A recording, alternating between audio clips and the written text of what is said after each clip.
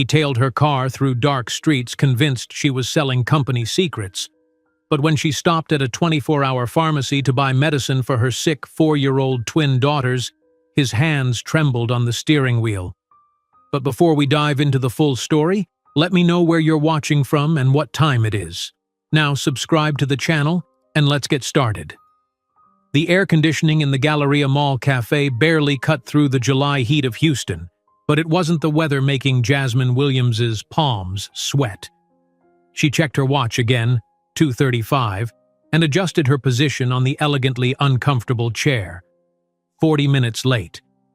A part of her wondered if he would come at all. Around her, businessmen in tailored suits and women dripping with jewelry laughed over expensive lattes, their lives so different from hers.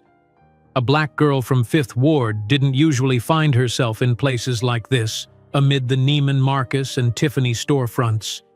Before meeting Nathan, she'd only been to the Galleria twice, once on a rare middle school field trip, and once when her mother cleaned the home of a wealthy client who needed emergency help at their store. Jasmine smoothed her department store dress, the nicest one she owned, purchased with her first financial aid check last semester. At 19, she'd worked so hard for that partial scholarship to the University of Houston. Now, 6 months into her relationship with Nathan Reynolds, everything she'd planned was at risk. A server approached, eyeing her nearly empty glass of water. "Would you like to order something while you wait?" "No, thank you," Jasmine replied, forcing a smile. "He'll be here soon." The server's expression held a familiar blend of skepticism and pity. This wasn't the first time someone had been stood up in this cafe. Jasmine's mind drifted back to their first meeting. She'd been working as a server at a charity gala, one of the many jobs she juggled to supplement her scholarship. Nathan Reynolds had noticed her immediately. At 27, the heir to the Reynolds oil fortune stood out even among Houston's elite, with his commanding presence and those striking emerald green eyes. "You're the only interesting person in this room," he'd whispered after cornering her by the service entrance, his cologne expensive and intoxicating. "Have dinner with me tomorrow." It wasn't a question, and despite her better judgment, she'd said yes. The secret relationship that followed was a whirlwind. Jasmine had never known such luxury. Dinners at restaurants where the menu had no prices, weekends at his private apartment where staff appeared and disappeared like ghosts. When he spoke about the future of Reynolds Oil, the company his grandfather had built into a multi-billion-dollar empire, his eyes lit up with ambition. "There you are." Jasmine startled, looking up to find Nathan standing beside the table. His Italian suit was impeccably pressed, his dark hair perfectly styled. Not a single drop of sweat despite the Houston summer heat. "I've been waiting for almost an hour," she said quietly as he sat down. "Board meeting ran long. You know how it is." He didn't apologize. He never did. "What was so urgent that we needed to meet in person? I have another meeting at 4. Jasmine's heart hammered against her ribs. She'd rehearsed this moment for days, but now that it was here, words failed her. Under the marble table, her hands trembled. "I'm pregnant," she finally whispered. For 3 heartbeats, Nathan's face remained perfectly composed. Then his eyes, those beautiful green eyes that she'd dreamed might one day look at their child with love, narrowed almost imperceptibly. "Are you sure it's mine?" His voice was clinical, devoid of emotion. The question hit Jasmine like a physical blow. "How can you ask that? You know I've never been with anyone else." Nathan adjusted the platinum Rolex on his wrist, a gift from his father when he'd been promoted to senior vice president. "You understand the position I'm in. My father is grooming me to take over as president in 5 years. Reynolds Oil is worth $4 billion. His eyes met hers, cold and calculating. "Did you really think someone like you was part of that future?" "Someone like me?" Jasmine repeated, her voice barely audible. "Don't be naive, Jasmine." Nathan's tone softened, but not with kindness, with condescension. "You've been fun, an exotic experience. But you can't seriously believe the Reynolds family would accept a daughter-in-law from Fifth Ward? A girl with no connections, no proper education? You're not enough. You'll never be enough." Each word pierced her heart with surgical precision. Jasmine felt tears forming but refused to let them fall. Not here. Not in front of him. Nathan reached into his suit jacket and withdrew a cream-colored envelope, sliding it across the table with manicured fingers. $5,000. It's all you'll get from me. Solve your problem." "It's not a problem," Jasmine protested, tears finally spilling despite her best efforts. "It's our child. There is no our here." Nathan adjusted his Hermes tie, a gesture she'd once found endearing. Now it seemed mechanical, like watching a robot mimic human behavior. "You're a girl of no consequence from a neighborhood of no consequence. I've signed the papers. It's all there. Take the money and disappear from my life." He stood, towering over her. "And don't try to contact me. No one would believe you against me. You're insignificant." Jasmine sat frozen as he walked away, his expensive shoes clicking on the polished floor. The envelope remained untouched on the table between them, like a white flag of surrender she hadn't agreed to wave. A waitress approached cautiously. "Miss, are you okay?" Jasmine nodded, unable to speak. The woman's eyes were kind, but the pity in them was unbearable. With shaking hands, Jasmine finally took the envelope and stood. She walked through the mall in a daze, past glittering storefronts and laughing shoppers, feeling invisible. Outside, the humidity hit her like a wall, the typical Houston summer afternoon bringing dark clouds threatening rain. At the bus stop, she finally opened the envelope. Inside was a stack of $100 bills, 50 of them, she counted mechanically, and a document. Legal jargon covered the page, but the essence was clear. By accepting the money, she waived any claim to paternity or support. Nathan's signature was already there, bold and flourishing at the bottom. The first drops of rain began to fall as Jasmine stared at the papers. She had $5,000 in her hands, more money than she'd ever held at once. But it came with the price of erasing her child's father, of accepting that she and her baby were a problem to be solved with cash. Her bus arrived, its brakes hissing in the beginning downpour. Jasmine boarded mechanically, clutching the envelope to her chest. Fifth Ward was only 30 minutes from the Galleria, but the distance felt insurmountable, a journey between different worlds. In her tiny apartment that evening, Jasmine curled up on her bed, finally allowing herself to sob uncontrollably. Her hand rested protectively over her still flat stomach. "I'm sorry," she whispered to the life growing inside her. "I'm so sorry he doesn't want us." She thought about her options. The money could pay for an abortion, as Nathan clearly intended. It could help with medical bills if she chose adoption, or it could be a start, a painfully small one, for raising a child alone while trying to stay in school. Tomorrow she would think practically. She would make plans, research assistance programs, look into more flexible jobs. But tonight, she allowed herself to feel the full weight of Nathan's rejection. Not just of her, but of their child. The rain pounded harder against her window as night fell. Jasmine pulled out a worn notebook and began to write, pouring her pain onto the page. She wrote about her dreams for college, for a career in technology, for a future that now seemed impossibly complicated. She wrote about the child she already loved, despite everything.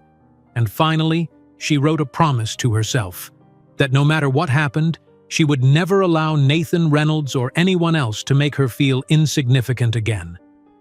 Sleep finally came as the storm raged outside, the thunder drowning out her quiet sobs.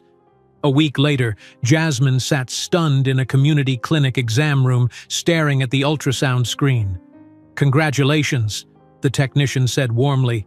"You're having twins." That same afternoon, she returned to find an eviction notice on her apartment door. The rent had been paid through Nathan's financial manager, an arrangement she'd foolishly accepted, not questioning why he insisted on it, now that support had vanished without warning. With trembling fingers, she dialed Nathan's number, only to hear the automated message, "The number you have dialed is no longer in service." He had blocked her completely, erased her from his life as efficiently as deleting an unwanted email. That night, Jasmine sat on her bed, surrounded by the few possessions she could fit into one suitcase. $5,000, a pregnancy with twins, no apartment, no family support. Her mother had made it clear years ago that getting pregnant young would mean being on her own, just as she had been. For 3 nights, Jasmine slept in the Houston bus terminal, her suitcase clutched against her, until she secured a spot at the Salvation Army Women's Shelter. During the day, she applied for jobs that wouldn't ask too many questions about her growing pregnancy. By evening, she haunted the public library, using their computers to research prenatal care for twins and free coding tutorials, clinging to her dream of a technology career even as it seemed to slip further away. In the shelter's communal bathroom, Jasmine stared at her reflection one morning, noticing the dark circles under her eyes and the way her clothes already felt tighter around her middle. "We'll make it," she whispered to her unborn children. "Somehow, we'll make it." By the end of the month, she had secured 2 jobs, morning cleaning at a gas station and evening shifts at a fast food restaurant. Between shifts, she continued her self-education at the library, determined that her children would have opportunities she never had. When Zoe and Zoe were born prematurely in February of 2009, Jasmine wept at their tiny perfection. And when they opened their eyes for the first time in the NICU, revealing identical emerald green irises, Nathan's eyes, she made a solemn vow while holding their impossibly small hands through the incubator ports. One day, he'll see what he missed. One day, the world will know he was wrong about us. 15 years later, when Jasmine took the stage to accept her Entrepreneur of the Year award, worth more than the entire Reynolds empire, she would still remember the feeling of those rejection papers in her trembling hands under the Houston rain. The ultrasound monitor flickered with grainy black and white images that Jasmine couldn't quite comprehend. The technician moved the wand across her still flat stomach, smiling at whatever she saw on the screen. "Is something wrong?" Jasmine asked, anxiety creeping into her voice. She'd been feeling more nauseous than she expected, her exhaustion bone deep. Every pregnancy book she'd checked out from the library mentioned symptoms, but hers seemed excessive. "Nothing's wrong at all," the technician reassured her, turning the monitor slightly. "Do you see these 2 dark circles? Each one contains a developing baby. Congratulations, Ms. Williams. You're having twins." "Twins?" Jasmine's voice came out as a whisper. "2 babies?" "Yes, identical twins from the look of it. You'll need to see the doctor right away to discuss prenatal care. Multiple pregnancies are considered higher risk." Jasmine stared at the ceiling of the community clinic, her mind spinning. 1 baby had seemed impossible enough. 2 felt like the universe playing a cruel joke. $5,000 stretched half as far now. Every challenge would be doubled. Later that afternoon, clutching the ultrasound printout in one hand, Jasmine climbed the stairs to her apartment, already planning how to rearrange her budget. The sight of the official notice taped to her door stopped her cold. Eviction notice. 72 hours to vacate her key still worked. Inside, she immediately dialed Nathan's number, heart pounding. "The number you have dialed is no longer in service." She tried the secondary number he'd given her, for emergencies only. "This number has been disconnected." Frantic, she called the property management company. "I'm sorry, Ms. Williams, but the arrangement for your rent was terminated. The gentleman who was making the payments informed us 3 days ago that he would no longer be responsible for this unit." Jasmine sank to the floor, the phone still clutched in her hand. He hadn't just abandoned her. He'd ensured she would have nowhere to go. That night she packed a single suitcase with everything she couldn't bear to lose. Her textbooks, her mother's old photo album, the notebook containing her coding practice and app ideas, 3 changes of clothes, her precious laptop, second-hand but functional. For 3 nights, Jasmine slept sitting upright in the Houston bus terminal, her suitcase between her knees, jerking awake at every announcement and arrival. Security guards eyed her suspiciously, but let her stay when she purchased the cheapest ticket each evening, making herself a legitimate passenger waiting for a bus that never quite arrived. During the day, she walked until her feet ached, applying for any job that might hire a pregnant woman. Most didn't call back after seeing her condition. Some were explicit. "We can't have someone who'll need maternity leave so soon." On the 4th morning, the Salvation Army Women's Shelter had a vacancy. The room held 6 beds, each occupied by a woman with her own desperate story. Jasmine claimed the thin mattress gratefully, finally able to lie down properly. "First pregnancy?" asked her neighbor, a woman in her 40s with tired eyes. "Yes," Jasmine whispered. "Twins." The woman nodded, unsurprised by another story of abandonment. "Get all the rest you can now. It only gets harder." 2 weeks into her stay at the shelter, Jasmine finally landed 2 jobs. The morning shift cleaning at Speedy Gas started at 5 a.m., scrubbing bathrooms and mopping floors before the morning rush. From 2 p.m. until 10, she worked the counter at Burger Heaven, her feet swelling inside her shoes as the twins grew. Between shifts, she haunted the public library, using their free computers to continue her education. While other pregnant women watched daytime television or napped, Jasmine studied Python tutorials and basic app development, refusing to let her dreams die alongside her relationship. "You're killing yourself," warned Mrs. Jackson, the night supervisor at the shelter, finding Jasmine hunched over handwritten code at 2 a.m. "Those babies need you healthy." "These babies need a future," Jasmine replied, rubbing her growing belly, "and I'm going to give them one." By her 5th month, the twin pregnancy was taking its toll. Her blood pressure spiked during a routine checkup, and the community clinic doctor ordered bed rest. "I can't," Jasmine protested. "I need my jobs." "You need to keep these babies inside you as long as possible," the doctor countered firmly. "Twins already come early. With your blood pressure, we're looking at serious complications if you don't rest." Tearfully, Jasmine called her employers. The gas station replaced her immediately. Burger Heaven, short-staffed and desperate, offered to hold her job for 2 weeks, no more. With no income and limited shelter time remaining, Jasmine applied for emergency assistance. The social worker who reviewed her case was overworked but kind. "You've got determination. I'll give you that," she said, reviewing Jasmine's file.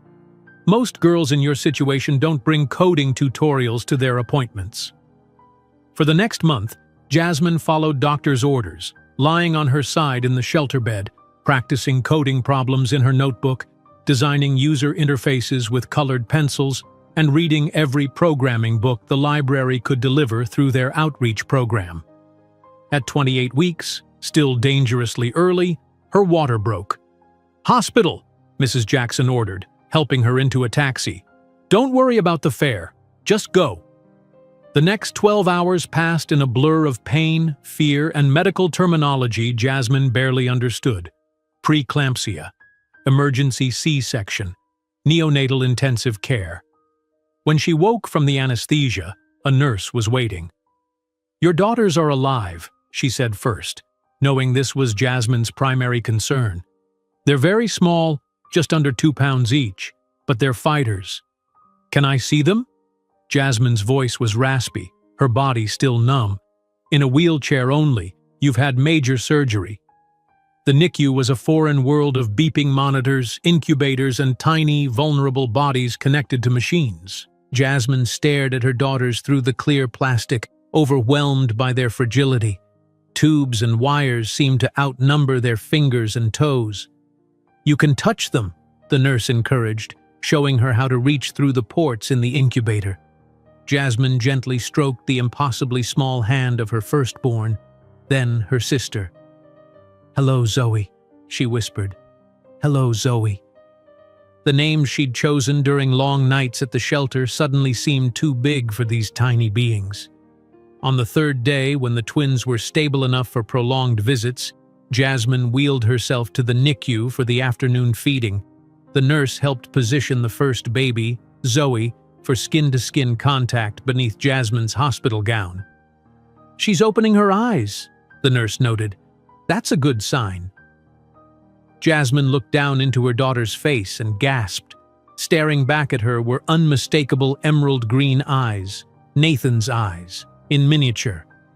When Zoe also opened her eyes later that day, revealing identical green irises, Jasmine felt a complex wave of emotions. Pride in these beautiful features, pain at the reminder of the man who'd rejected them, determination that these girls would never know that rejection firsthand. "Your father didn't want us," she whispered to her sleeping daughters that night. "But I want you more than anything in this world, and one day he'll see what he threw away." For the next 6 weeks, Jasmine lived in the hospital's parent room, leaving only for quick showers and to check in at the shelter to maintain her bed. The social worker helped secure emergency benefits and started the paperwork for subsidized housing. During the endless hours beside the incubators, Jasmine continued her education, typing code one-handed on her laptop while holding a bottle with the other. Zoe came home first, reaching 4 pounds while her sister struggled with breathing issues. Jasmine transformed her shelter bed into a makeshift nursery, using plastic storage bins as cribs. 2 weeks later, Zoe joined them, still attached to an apnea monitor that beeped terrifyingly in the night. With 2 preemie babies requiring round-the-clock care, returning to work seemed impossible. The social worker helped Jasmine apply for temporary assistance and put her on waiting lists for childcare vouchers and housing programs with years-long queues. Their shelter time was extended on compassionate grounds, but it couldn't last forever. "I need to earn money," Jasmine told Mrs. Jackson 3 months after the twins' birth. "But I can't leave them with just anyone. They're still so fragile." "What about your mother?" Mrs. Jackson asked gently. Jasmine shook her head. Her one call to her mother after the birth had been brief and painful. "You made your choices," her mother had said, "just like I made mine." By the time the twins were 6 months old, Jasmine had pieced together a precarious existence. Mornings, she worked data entry for a small accounting firm that allowed her to bring the babies in a second-hand double stroller. Evenings and weekends, she took online surveys and product testing jobs that paid pennies but could be done while the twins slept. Every spare dollar went into a separate account labeled Future, which she refused to touch even when formula ran low or diapers ran out. Those emergencies she handled by selling plasma twice monthly, ignoring the lightheadedness that followed. By their first birthday, celebrated with dollar store candles stuck in a muffin, Zoe and Zoe were catching up developmentally. Zoe, the quieter twin, watched everything with solemn concentration. Zoe, 7 minutes older, babbled constantly and reached for anything in grabbing distance. That night, after finally getting them to sleep in the tiny studio apartment she'd secured through a church program, Jasmine collapsed on her pull-out couch. Exhaustion weighed on her like a physical presence.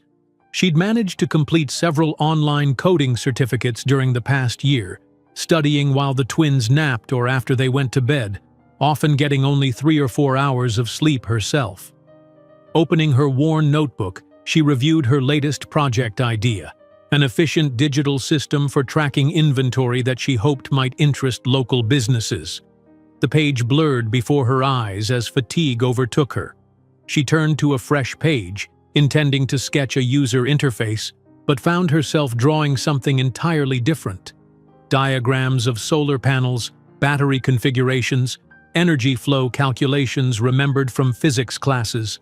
An idea was forming, something about energy storage, about capturing and maintaining power more efficiently than current systems. The parallel to her own life wasn't lost on her, storing energy during brief opportunities to power through the long, demanding hours.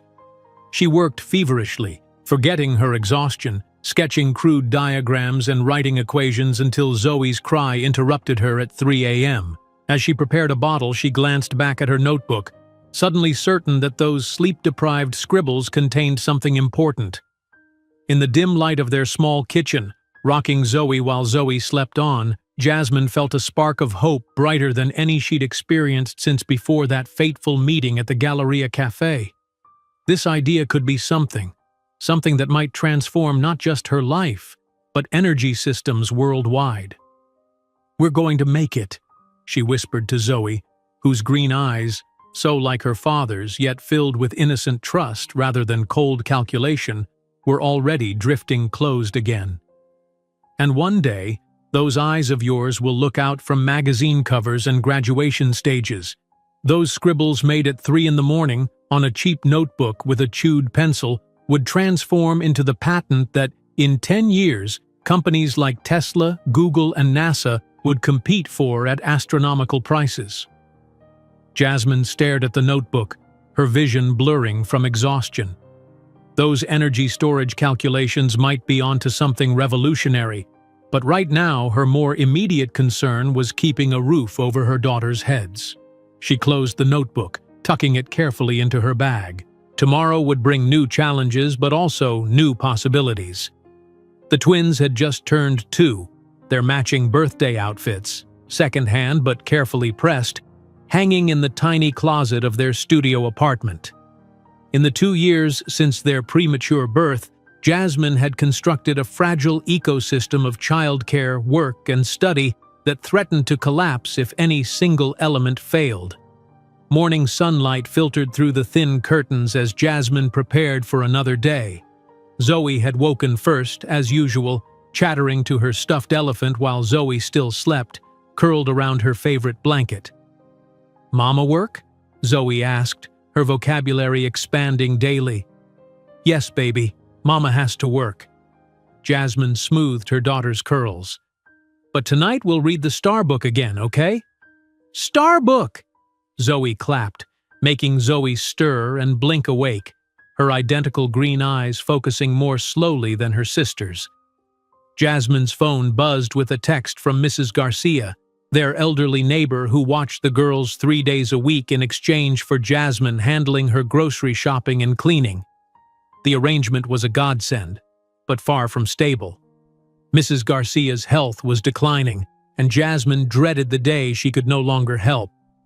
By 7:30, Jasmine had dropped the twins with Mrs. Garcia and was rushing to catch the bus to Microsystems Inc., the small software company that had taken a chance on her 6 months ago. The position was entry-level, paying barely above minimum wage, but it represented her first foothold in the tech world she was determined to conquer. "Williams, conference room in 5, barked Steve, her supervisor, as she hurried through the door. The Johnson account system crashed again. Jasmine nodded, stowing her bag at her cubicle. Her day-to-day work involved basic coding and troubleshooting for small business clients, nothing groundbreaking, but she absorbed every bit of knowledge like a sponge, staying late whenever Mrs. Garcia could accommodate. The company's informal atmosphere had one unexpected benefit. On days when childcare fell through, no one objected to the twins quietly playing in an unused storage room. The arrangement wasn't ideal, but it had saved Jasmine's job more than once when Mrs. Garcia had doctor's appointments or her other backup plans collapsed. That evening, Mrs. Garcia's son called to say his mother was experiencing chest pains. Jasmine left work immediately to collect the twins, then spent 3 anxious hours in the emergency room waiting area, the girls coloring quietly on the floor beside her chair. "She'll be okay," the doctor finally reported, "but she needs rest. No childcare for at least 2 weeks." Jasmine's stomach nodded. 2 weeks without her primary childcare meant 2 weeks without work, which meant no rent money. The precarious balance of her life tilted dangerously. "I'll bring them with me," she told her supervisor the next morning, standing in his office with the twins holding her hands. "They're quiet, and I can set them up in the storage room with their books and toys." Steve frowned, scratching his beard. "Company policy says—" "Please," Jasmine interrupted, lowering her voice so the girls wouldn't hear the desperation.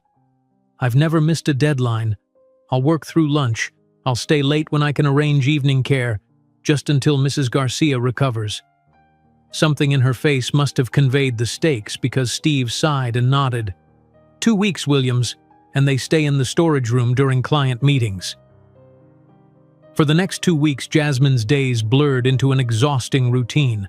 She arrived early to set up the twins' play area, worked through lunch to compensate for the interruptions to feed and check on them, and stayed late whenever her neighbor's teenage daughter could babysit. The arrangement caught the attention of Daniel Chen, one of the senior programmers who often worked late. On the third evening, he paused by her cubicle. "Your code for the Peterson project was elegant," he commented. "Where did you learn to program?" "Self-taught, mostly," Jasmine replied, surprised by the compliment. "Online courses and library books when I could get them?" Daniel nodded thoughtfully. "And those are your daughters? In the storage room?" Jasmine tensed, anticipating criticism. "Yes, my regular childcare is unavailable right now. They're no trouble." "They're reading," Daniel interrupted. The little one was sounding out words in a book that seems advanced for her age. "Zoe taught herself to read," Jasmine explained, pride momentarily displacing her anxiety. "She's only 2, but she's already reading at a first-grade level. Zoe is more social. She talks to everyone, even strangers, which terrifies me sometimes." Daniel smiled. "My wife runs a weekend coding camp for kids. She's always saying the younger they start, the more intuitive it becomes. Your daughters might enjoy it." "That sounds wonderful, but—" Jasmine hesitated, embarrassed. "I couldn't afford something like that right now." "She's always looking for assistance," Daniel said casually. "People who can help the kids when they get stuck. It pays pretty well for weekend work, and your daughters could attend for free." 2 days later, Jasmine sat in a bright classroom at the community center, watching as Daniel's wife May demonstrated basic programming concepts to a group of elementary school children. In the corner, the twins played with special coding toys designed for preschoolers. "You have a natural way of explaining complex concepts," May told her afterward. "The kids responded well to you. Can you start this weekend? 3 hours on Saturday mornings?" The additional income helped stabilize Jasmine's budget, but more importantly, it expanded her network. Through May, she met other programmers, including several working mothers who shared childcare hacks and job leads. One recommended a preschool with income-based tuition that had a STEM focus. Another passed along information about a Women in Tech scholarship. By the time the twins turned 3, Jasmine had been promoted to junior developer at Microsystems and had enrolled in online courses to complete her computer science degree. The twins attended the STEM preschool 3 mornings a week, thriving in the structured environment. Their vocabulary and problem-solving skills impressed teachers who often asked Jasmine what enrichment programs the girls attended, not realizing that necessity, not privilege, had shaped their development. "Mama, look!" Zoe exclaimed one evening, proudly showing a paper robot she'd constructed at school. "It moves when you pull this." "And I made a computer," Zoe added quietly, holding up a cardboard creation covered in drawn buttons. Jasmine hugged them both, marveling at how quickly they were growing, how their personalities were diverging despite their identical appearance. Zoe, outgoing and demonstrative, made friends instantly. Zoe, thoughtful and methodical, observed extensively before engaging. Their tiny apartment overflowed with books and makeshift science projects, many salvaged from thrift stores or constructed from recycled materials. Money remained tight, but Jasmine had established enough stability to occasionally indulge in small luxuries, a new book instead of a library loan, ice cream on Friday evenings, matching outfits for special occasions. On a rare Sunday off, Jasmine took the twins to Herman Park, spreading a blanket under a tree while they explored nearby. Opening her notebook, she returned to the energy storage concept that had been evolving in her mind for months. Between coding projects at work and caring for the twins, she'd had little time to develop it, but the idea wouldn't release its hold on her imagination. "What are you drawing?" asked a voice, startling her. Jasmine looked up to find an older African-American man watching her sketch with curious eyes. "Just an idea," she replied, instinctively covering the page. Ideas were precious. They could be stolen. The man chuckled.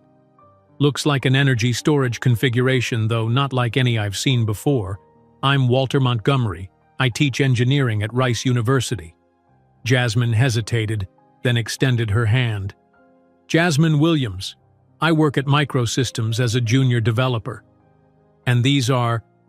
He gestured toward the twins who had returned to the blanket clutching leaves they'd collected. My daughters, Zoe and Zoe. Walter smiled at the girls, who responded with varying levels of enthusiasm. Zoe immediately showing him her leaf collection, Zoe hanging back to assess this stranger. Your diagrams are intriguing, Walter continued, gesturing toward her notebook, particularly the efficiency calculations. Have you run simulations? Not yet, Jasmine admitted. I don't have access to the necessary software. The university has excellent simulation programs, Walter said casually. I have lab time on Wednesday evenings. You'd be welcome to use the equipment if you're interested. Jasmine stared at him, searching for the catch. Why would you offer that to someone you just met? Walter's eyes crinkled. Because 20 years ago, another engineer spotted me working on calculations in a park and offered similar help. Now it's my turn to pass it forward. The following Wednesday marked the beginning of a transformation. While the twins played with educational apps on a tablet, supervised by Walter's teaching assistant, Jasmine ran the first simulations of her energy storage concept. The results exceeded even her optimistic predictions. This is remarkable, Walter said, reviewing the data. The efficiency increase is substantially higher than current market solutions. Is it enough to be commercially viable? Jasmine asked. Walter nodded slowly. With refinement, absolutely, but patents are expensive, and developing a prototype even more so. Over the following months, Walter became more than a mentor. He became the grandfather her daughters had never had. His wife, Catherine, a retired elementary school teacher, often volunteered to watch the twins, giving Jasmine precious hours to develop her concept into a workable patent application.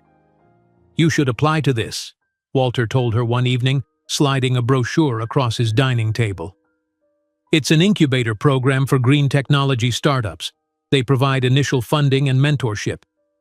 Jasmine skimmed the requirements. They want established professionals with track records of success.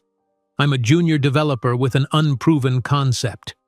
Your simulations speak for themselves, Walter insisted, and I'm happy to serve as your technical advisor. The worst they can say is no.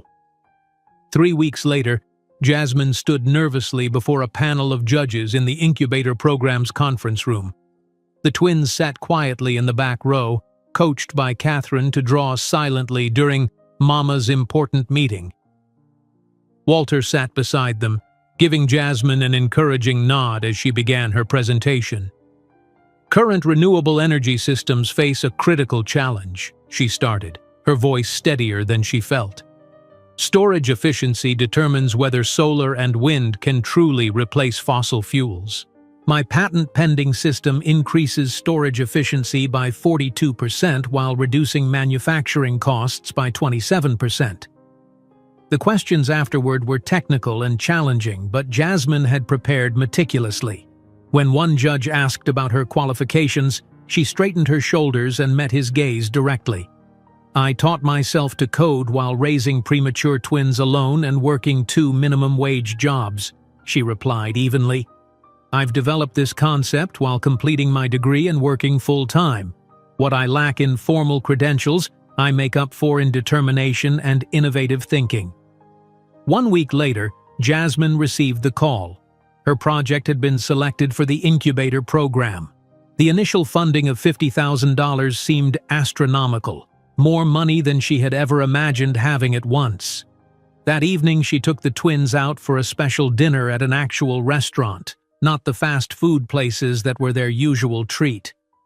We're celebrating, she told them, watching their eyes widen at the cloth napkins and multiple forks. Mama's idea is going to become a real product. Will we be rich? Zoe asked innocently. Jasmine smiled. Maybe someday.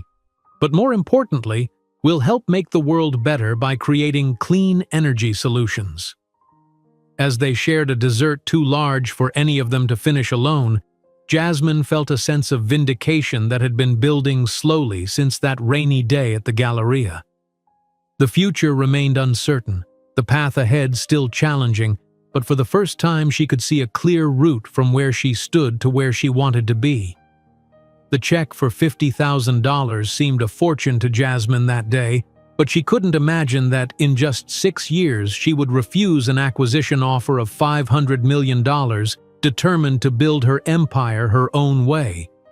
The $50,000 check became seed money for what Jasmine tentatively called Williams Energy Solutions. The name felt both ambitious and terrifying on her business cards, printed at a local copy shop where she'd once made flyers for babysitting services. 4 years had passed since those twins had entered the world too early, bringing with them both challenge and purpose in equal measure. The incubator program provided not just funding but office space. A small room with 2 desks in a converted warehouse where other green startups worked on everything from biodegradable packaging to algae-based fuels.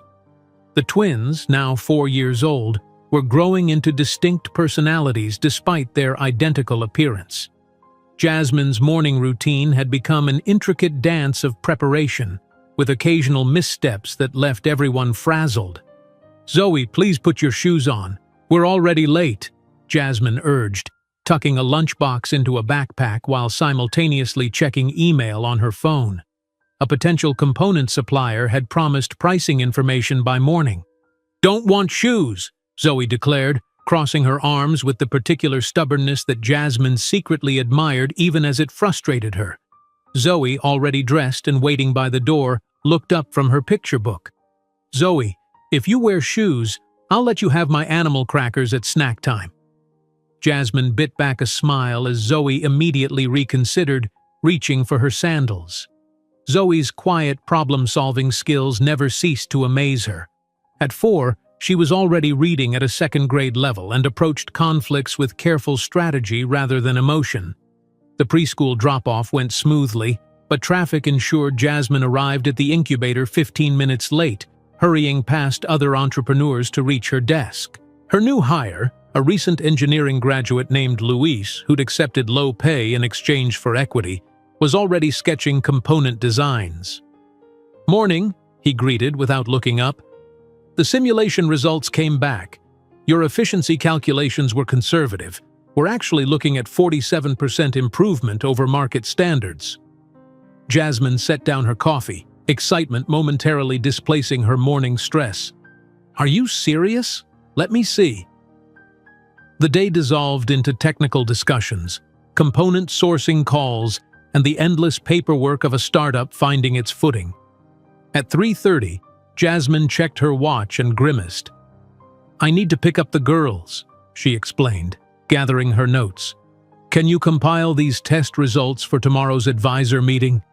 Luis nodded, already familiar with her schedule. Walter had recommended him specifically for his technical skills and, equally important, his understanding that Jasmine's role as a mother couldn't be separated from her role as a founder. As she rushed toward her car, her phone rang. Mrs. Patel, the twins' preschool teacher, spoke quickly. "Ms. Williams, I'm so sorry, but Zoe has a fever. School policy requires she be picked up immediately." Jasmine's carefully constructed schedule collapsed. The advisor meeting tomorrow was crucial. Potential investors would be present. She couldn't miss it, nor could she bring a sick child. "I'll be right there," she promised, mentally calculating childcare possibilities. Mrs. Garcia had moved to live with her son. Catherine was visiting her sister in Louisiana. The backup babysitter was a college student with classes all day. When she arrived at the preschool, Zoe sat curled in a chair in the office, her usually alert eyes glazed with fever. Zoe hovered protectively beside her, unusually subdued. "Mama," Zoe whispered, reaching up. "I don't feel good." Jasmine gathered her daughter in her arms, feeling the heat radiating through the small body. "I know, baby. We're going home right now." That evening, with Zoe's fever hovering at 102 degrees despite medication, Jasmine made desperate calls while balancing her laptop on her knees, finalizing presentation slides. Walter answered on the third ring. "The twins are sick," Jasmine explained without preamble. "I have the investor meeting tomorrow. Catherine's out of town. Bring your presentation materials to my house," Walter interrupted calmly. "We'll review everything tonight, and I'll present tomorrow if necessary." Gratitude washed over her. "Walter, I can't ask you to—" "You didn't ask. I offered," he replied with the gentle firmness that had characterized their relationship since that day in the park. "These investors need to see your innovation, whether you're physically present or not." 2 hours later, the twins slept in Walter's guest bedroom while Jasmine and Walter finalized the presentation in his study. Catherine might be away, but Walter proved surprisingly adept at offering cool washcloths and children's fever reducer between technical discussions. "You've become quite the grandfather," Jasmine observed, watching him check on the girls with practiced ease. Walter's expression softened. "Catherine and I couldn't have children. Her health problems started early. When we met you and the twins, well, sometimes families find each other in unexpected ways." The next morning, Zoe's fever broke, but Jasmine still arranged to work from Walter's home.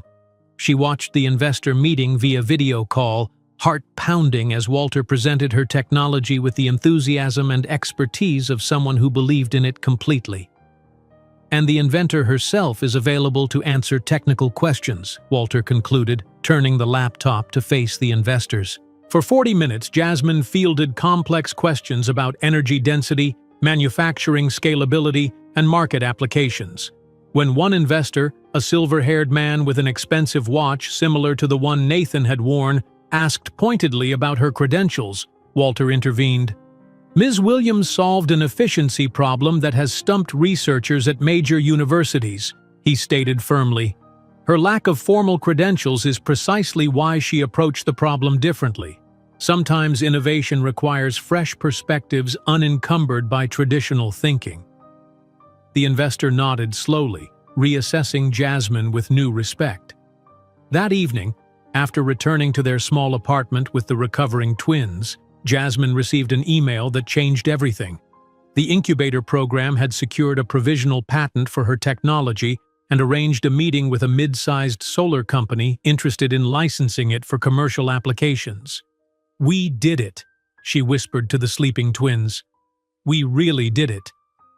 Over the next 6 months, Jasmine's technology attracted increasing attention. The solar company's implementation proved successful in field tests, generating interest from larger corporations. Williams Energy Solutions grew to 5 employees, requiring a move to larger offices. Jasmine hired a part-time administrative assistant who was also a mother, creating a workspace where children occasionally appeared without causing disruption. As the twins turned 5, Jasmine faced a critical decision: kindergarten registration. Their neighborhood school had poor test scores and limited resources. Private schools cost more than her still precarious finances could manage. Walter suggested an alternative. "There's a magnet school for gifted children," he explained during one of their weekly dinners at his home. "Both girls would qualify easily, based on their abilities." Jasmine hesitated. The application process is competitive, and those schools are usually in wealthy neighborhoods. "Which is precisely why children like Zoe and Zoe should have access," Catherine interjected. "I'll help with the applications. They deserve every opportunity." With Catherine's guidance, both girls were accepted into the prestigious program. Their first day of kindergarten, dressed in carefully chosen outfits that Jasmine had saved for weeks to purchase, marked another milestone in their journey away from poverty. While the twins flourished academically, Jasmine's professional life reached a turning point. An executive from Helios Technologies, a mid-sized renewable energy company, expressed interest not just in licensing her patent, but in hiring her directly. "Your innovation is exactly what we've been searching for," Marcus Turner explained during their meeting. "We want to offer you a senior engineering position with resources to develop your technology further." The salary he mentioned was 4 times what Jasmine currently paid herself. The benefits included comprehensive health care, retirement matching, and even child care assistance. For someone who had once slept in a bus terminal while pregnant, the offer represented unimaginable security. "I need to think about it," she responded, surprising herself. 4 years earlier, she would have accepted instantly. That night, she sat at Walter and Catherine's dining table, the offer letter between them. "It's an excellent opportunity," Walter acknowledged. "The resources alone would accelerate your technology development by years." "But?" Jasmine prompted, hearing the reservation in his voice. Walter smiled. "But you wouldn't be building something of your own. You'd be building something for them." "Is that so wrong?" Jasmine asked, thinking of the stability the position would provide. "The twins deserve security." Catherine reached across the table, covering Jasmine's hand with her own. "The twins deserve to see their mother achieve her full potential. They're watching you, learning what's possible." After a sleepless night weighing options, Jasmine declined the Helios offer. Instead, she proposed a partnership. Williams Energy Solutions would remain independent, with Helios receiving preferred licensing terms for her current and future innovations. Marcus was visibly surprised by her counter-proposal. "Most startups at your stage jump at acquisition offers." "I'm not most startups," Jasmine replied simply. "My vision extends beyond a single patent." The partnership with Helios provided the capital to expand significantly. By the time the twins turned 6, Williams Energy Solutions employed 15 people and had moved to proper offices in a downtown building. Jasmine could finally afford a 2-bedroom apartment in a safer neighborhood, with a small study where the girls could do homework. Walter's health began deteriorating that winter. Subtle changes at first: shortness of breath, decreased stamina, that he dismissed as normal aging. Catherine noticed first, then Jasmine, but Walter waved away their concerns. "I'm fine," he insisted after a coughing fit during one of their technical discussions. "Just a persistent cold." Jasmine knew better but respected his privacy until the day he collapsed during a demonstration for potential investors. The hospital diagnosis was grim: advanced heart failure, complicated by pneumonia. "You should have told us," Jasmine said, sitting beside his hospital bed while Catherine spoke with doctors outside. Walter's smile was weak but genuine. "And have you worry instead of revolutionizing energy storage? Not a chance." For 3 weeks, Jasmine juggled the hospital, the twins, and the business, sleeping only a few hours each night. The girls insisted on visiting Grandpa Walter daily, bringing drawings and reading their school books aloud to him. On a rainy Tuesday evening, Walter took Jasmine's hand as the twins dozed in chairs beside Catherine. "I need you to know something," he said, his voice barely above a whisper. "Meeting you and those beautiful girls was one of life's greatest gifts. You've become the daughter we never had." 2 days later, Walter Montgomery passed peacefully in his sleep. At his memorial service, hundreds gathered, colleagues, former students, and friends, all sharing stories of his generosity and brilliance.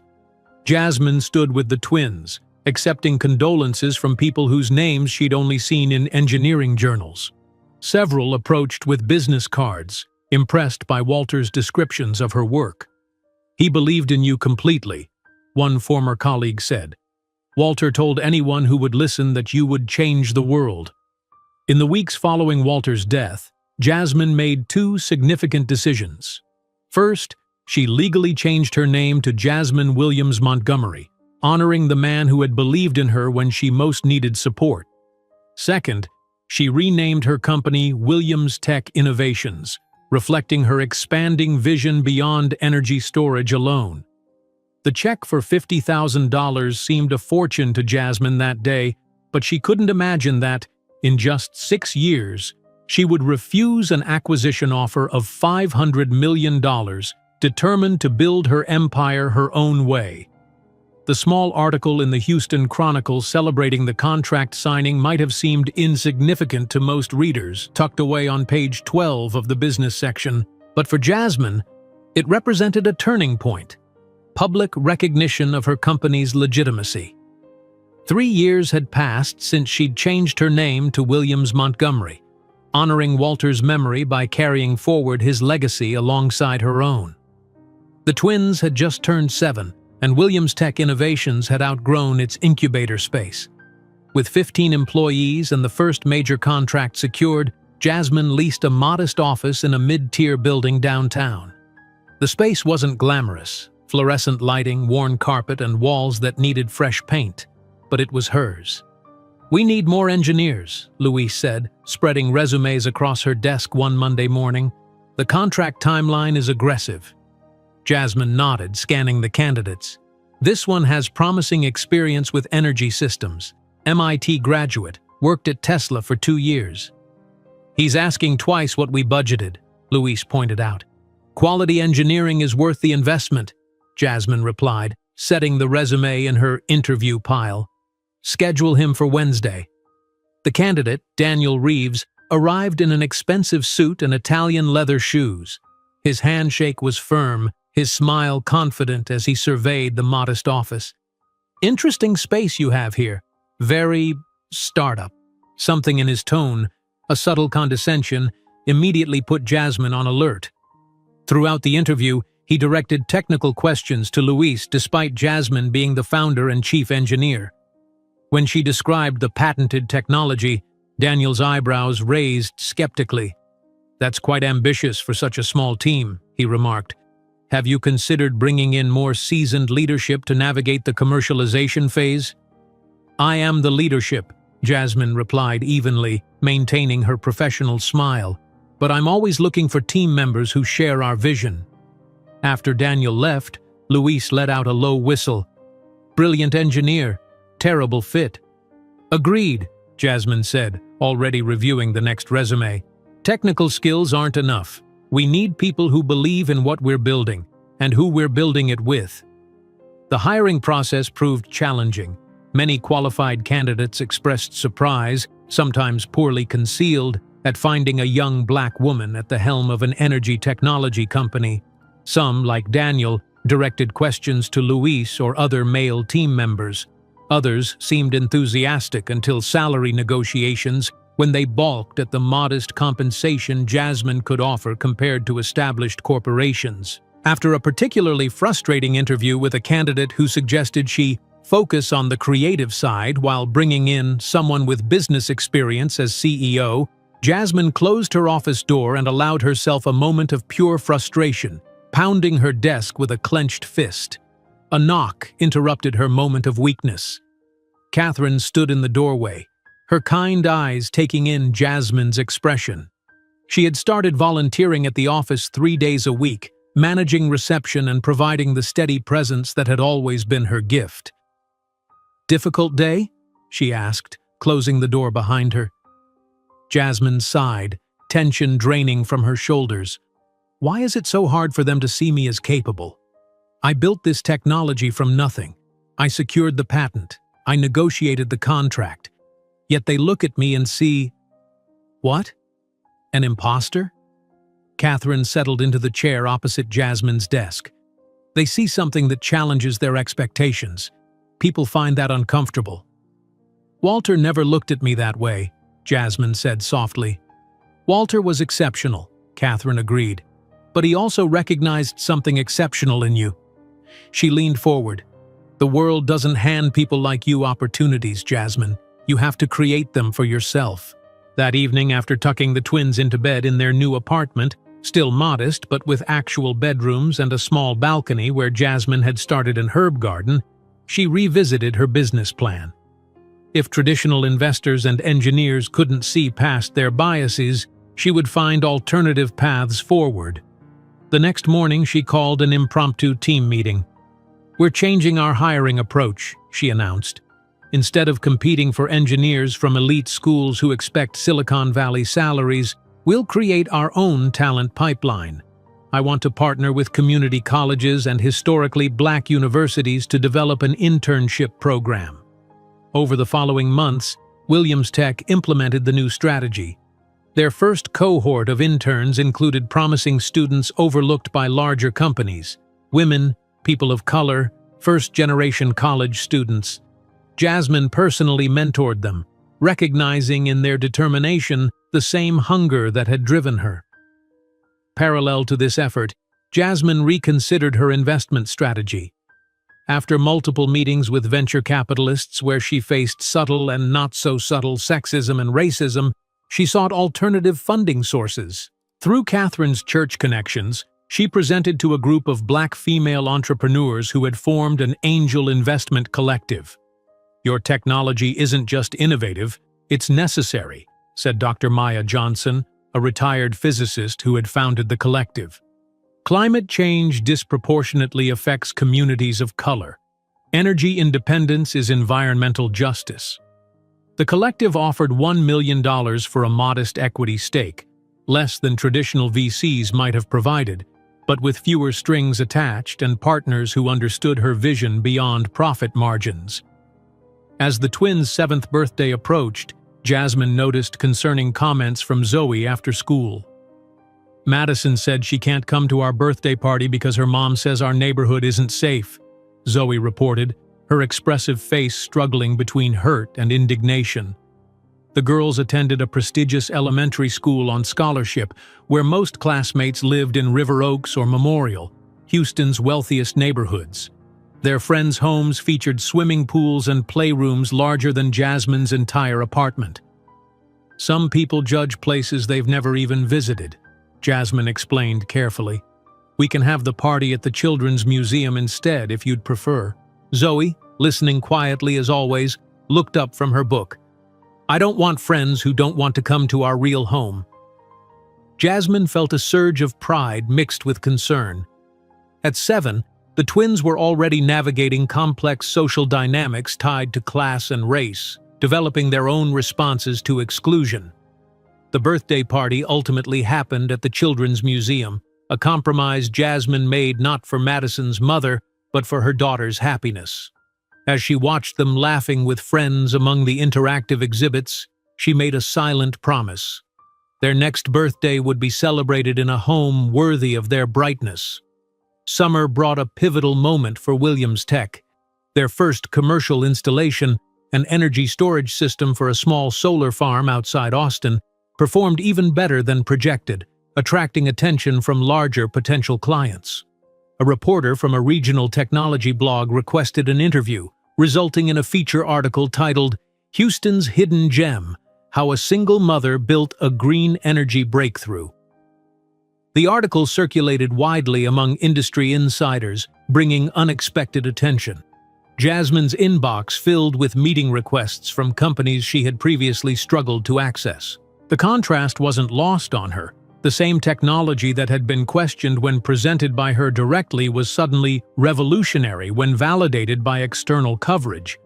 Rather than bitter, the experience left her strategic. Jasmine hired a public relations consultant, focusing on placing stories that highlighted both her innovation and her journey. Each feature led to more interest, more meetings, more opportunities to demonstrate her expertise. "The Carson Group wants to meet next week," Luis announced, excitement evident in his voice. "They're the largest energy investment firm in Texas." The meeting was scheduled for the same day as Zoe's science presentation at school. Jasmine had promised to attend after missing Zoe's debate competition the previous month due to a client emergency. The conflict tore at her. The Carson Group could transform Williams Tech's trajectory, but her daughter's disappointed face haunted her. "Reschedule," she finally told Luis. "They specifically said their schedule is tight. Then they can meet with our technical team first, and I'll join for the second half after my daughter's presentation," Jasmine insisted. "I won't miss another school event." On presentation day, Jasmine sat proudly in the school auditorium as Zoe explained her project on solar panel efficiency with remarkable clarity for a 7-year-old. From the back row, Jasmine slipped out immediately after Zoe's presentation, racing downtown for the Carson meeting.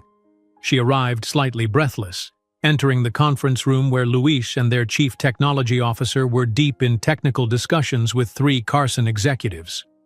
"Ms. Williams Montgomery," said the lead investor, rising to shake her hand, "your team has been impressing us with your storage solution." The meeting progressed promisingly until one executive, A silver-haired man with a Texas A&M ring leaned back in his chair. "I'll be direct. We're impressed with the technology but concerned about leadership experience. Have you considered bringing on a CEO with industry connections? Someone who could be the face of the company while you focus on the technical side?" The suggestion, though familiar, still stung. Jasmine maintained her professional smile, constructed through years of practice. "I appreciate your concern, but Williams Tech's technical innovation and company culture are inseparable. I am both the inventor and the leader. That's our competitive advantage." The executive exchanged glances with his colleagues. "The energy sector is traditionally conservative. Some potential clients might be more comfortable with a more conventional leadership structure." "You mean a male CEO?" Jasmine clarified, keeping her voice even. "Preferably white, preferably with an Ivy League degree and country club connections." The room went silent. The executive shifted uncomfortably. "Those clients are welcome to work with conventional companies and receive conventional results," Jasmine continued. "But those seeking truly innovative solutions will find us. Already are finding us." She opened her tablet, displaying their growing client list. "Our technology speaks for itself, and I speak for our technology. That package is non-negotiable." After the meeting, Louise appeared at her office door. "That was bold." "That was necessary," Jasmine replied. "We'll find investors who value what we're building, not just who's building it." 3 weeks later, a smaller investment firm with a focus on clean energy and diverse leadership offered Williams Tech $5 million for a 15% stake, terms far more favorable than Carson had discussed. The investment allowed Jasmine to hire key personnel, upgrade their manufacturing partnerships, and finally move the company to proper offices in a newer building. The space featured large windows, a small laboratory for ongoing development, and a dedicated area where employees' children could stay after school when necessary, a feature Jasmine insisted on including. The fall brought another milestone. Jasmine purchased her first home, a modest 3-bedroom in a safe neighborhood with good schools. The twins each had their own room decorated to their distinct personalities. Zoe's vibrant with posters of women scientists and social activists. Zoe's serene with bookshelves and a small desk for her increasingly sophisticated projects. The small article in the Houston Chronicle would be the first of hundreds about Jasmine Williams Montgomery, but none would be as significant as the Forbes cover story 5 years later, which Nathan Reynolds would read with growing incredulity, finally recognizing what he had discarded. The Forbes cover story would indeed prove transformative for Jasmine's company, but the path there was paved with choices both professional and personal that tested her resolve daily. The twins had just celebrated their 10th birthday with a party at their modest but comfortable home, a far cry from the shelter where they had spent their first birthday. Zoe and Zoe were flourishing at the prestigious magnet school, their distinct personalities becoming more pronounced with each passing year. Jasmine checked her watch and winced. Zoe's science presentation was starting in 20 minutes, and she was still trapped in the Williams Tech conference room with potential investors from Germany. "I apologize, but I need to conclude our meeting," she said, gathering her materials with practiced efficiency. "My daughter has an important school presentation." The lead investor, a silver-haired man with rimless glasses, looked surprised. "But we haven't discussed the expansion timeline." "My team will provide all the details this afternoon," Jasmine replied, already moving toward the door. "Family commitments are non-negotiable at Williams Tech, for me and for all our employees." She managed to slip into the school auditorium just as Zoe's class was being called to the stage. From the back row, Jasmine watched her daughter, small for her age, serious-faced behind wire-rimmed glasses, explain quantum entanglement with the clarity and precision that continually astonished her teachers. When Zoe finished, the scattered applause from parents was joined by enthusiastic cheering from the front row, where Zoe stood up, clapping wildly for her twin. As the presentation concluded, Jasmine made her way toward the stage, only to see Zoe's face fall when she spotted her mother. You missed most of it, Zoe said quietly as they walked to the car. I saw your explanation of quantum entanglement, Jasmine countered, guilt gnawing at her. You were brilliant. She practiced for weeks, Zoe added, uncharacteristically solemn. She wanted you to see all of it. The car ride home was silent, punctuated only by Jasmine's attempts at conversation that fell flat against the twins' unified disappointment. At 10, they were old enough to understand her work's importance, but young enough to measure love in time spent, not opportunities provided. That evening, after homework and dinner, Zoe approached Jasmine in the kitchen. Can I ask you something? Always, Jasmine replied, setting aside the quarterly reports she'd been reviewing. Why don't we ever talk about our father? The question, though long anticipated, still caught Jasmine off guard. She had always known this conversation would come, had rehearsed versions of it in her mind for years, but nothing prepared her for the directness in Zoe's eyes, so like her own in determination, but green like Nathan's. Where's this coming from? Jasmine asked, buying time. Career day is next month. Madison's dad is a surgeon. Ava has 2 moms who are both lawyers. Tyler's parents are divorced, but his dad still comes to everything. Zoe looked down at her hands. Everyone has someone except us. Zoe appeared in the doorway, silent as always when emotional topics arose, but clearly listening. Jasmine took a deep breath. Your father wasn't ready to be a parent when I told him I was pregnant. He made the choice not to be part of our lives. Did you love him? Zoe asked quietly. I thought I did, Jasmine answered honestly. He was charming and exciting, and I was very young. Does he know about us? Zoe pressed. He knows you exist, Jasmine said carefully, unwilling to burden them with the cruelty of Nathan's rejection. He chose not to be involved. What's his name? Zoe asked, surprising Jasmine with her practical approach. Jasmine hesitated before answering. Nathan Reynolds. His family owns an oil company here in Houston. Reynolds Oil? Zoe's eyes widened. They came to our school for the career fair last year? They have those commercials about powering Texas families? The irony wasn't lost on Jasmine. Yes, that's them. So we're Reynoldses too? Zoe asked. No, Jasmine said firmly. You're Williams Montgomerys. You carry the names of people who chose you, who built something meaningful with determination and integrity. Later that night, after the twins were asleep, Jasmine found herself searching Nathan's name online, something she hadn't done in years. The search returned recent news articles about Reynolds Oil facing environmental fines after a significant oil spill in the Gulf of Mexico. There was Nathan, standing at a podium, promising reforms and responsibility.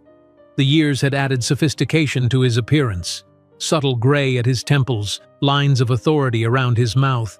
But his eyes remained the same cold green that haunted her daughters' faces with a warmth he had never possessed. According to the articles, Nathan had been promoted to executive vice president 2 years earlier, following his marriage to Caroline Winthrop, daughter of another oil dynasty. They had a son, age 4. The perfect oil prince for the Reynolds kingdom. Jasmine closed her laptop, a complex mixture of emotions washing over her. She had built something meaningful from nothing, while Nathan had merely stepped into a role created for him generations ago. Yet his company was valued at billions, while Williams Tech, despite its growth, remained relatively small in comparison. The following week brought another missed school event when an emergency with their largest client required Jasmine's immediate attention. Zoe's debate team had reached the state finals, and Catherine had stepped in to attend when it became clear Jasmine couldn't make it. They won, Catherine reported over the phone, her voice brimming with pride. Zoe was magnificent. The judges said her closing argument was the deciding factor. Put her on, please, Jasmine requested, ducking into an empty conference room. We're going to nationals, Zoe announced without preamble when she came on the line, excitement momentarily overriding her disappointment. I used that strategy you taught me, starting with the opponent's strongest point and turning it around. "I'm so proud of you," Jasmine said, meaning it completely while still aching at having missed the moment. "We'll celebrate this weekend. Anything you want." "Mom?" Zoe's voice dropped. "Zoe's sad you missed my debate after missing her presentation too." "I know," Jasmine acknowledged. "I'm trying to do better." That weekend, as promised, Jasmine cleared her schedule completely. They visited the Museum of Natural Science, had lunch at the twins' favorite restaurant, and spent the evening watching documentaries of Zoe's choosing.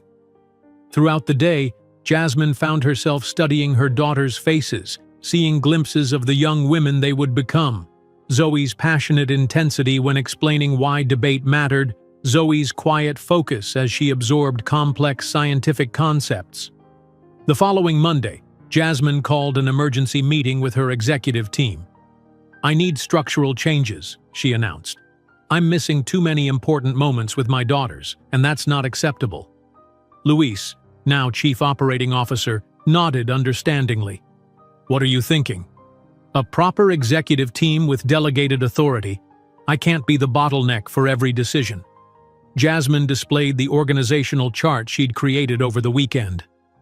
"And I want to formalize our family-friendly policies. Flexible hours, remote work options, childcare support. We've been doing it ad hoc, but it needs to be codified." The changes took time to implement, but gradually created space for Jasmine to reclaim parts of her life beyond work.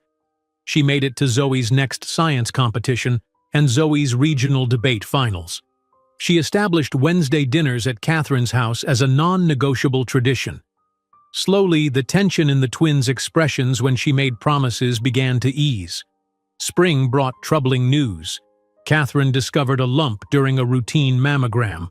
The diagnosis came quickly: stage 2 breast cancer, treatable but requiring immediate surgery and chemotherapy. "I don't want the girls to worry," Catherine insisted when Jasmine offered to explain the situation to the twins. "They're perceptive, Catherine. They'll know something's wrong." "Then tell them, but don't let them see me as a patient. I want to remain their strong grandmother figure." Jasmine respected Catherine's wishes, explaining to the twins in age-appropriate terms what cancer meant and how Catherine would be fighting it.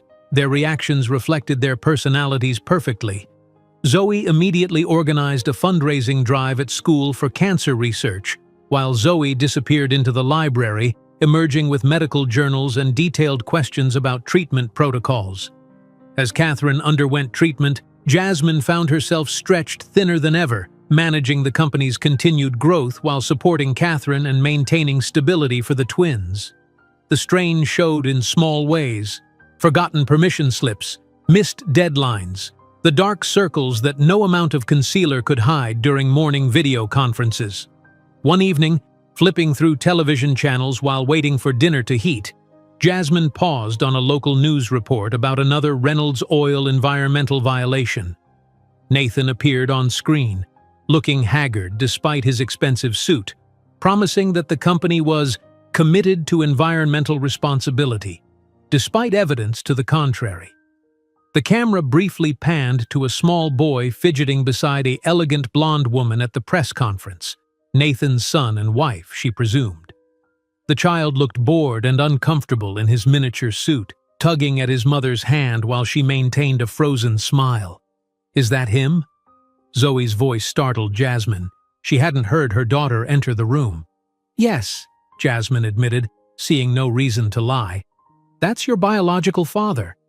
Zoe studied the screen with clinical detachment. "He looks tired, and not very happy." "Running a big company is stressful," Jasmine replied neutrally. "You run a big company and you still smile," Zoe observed before turning away from the screen. "I prefer our family." The simple statement warmed Jasmine in ways she couldn't articulate. Summer brought both challenges and triumphs. Catherine completed her treatment, pronounced cancer-free though weakened by the ordeal. Williams Tech secured a significant contract with the Department of Energy to develop grid-scale storage solutions for wind farms in West Texas. The company now employed 80 people across 3 departments, occupying an entire floor of their office building.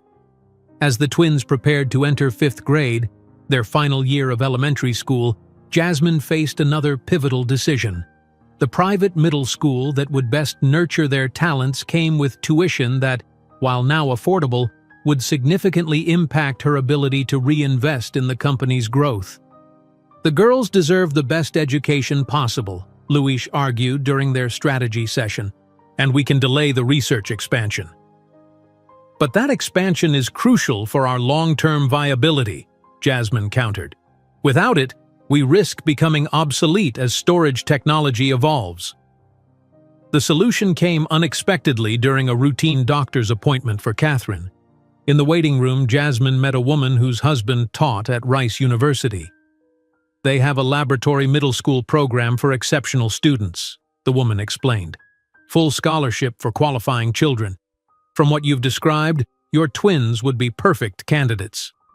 Both girls qualified easily, securing spots in the prestigious program that would challenge them academically while eliminating the financial burden of private school tuition.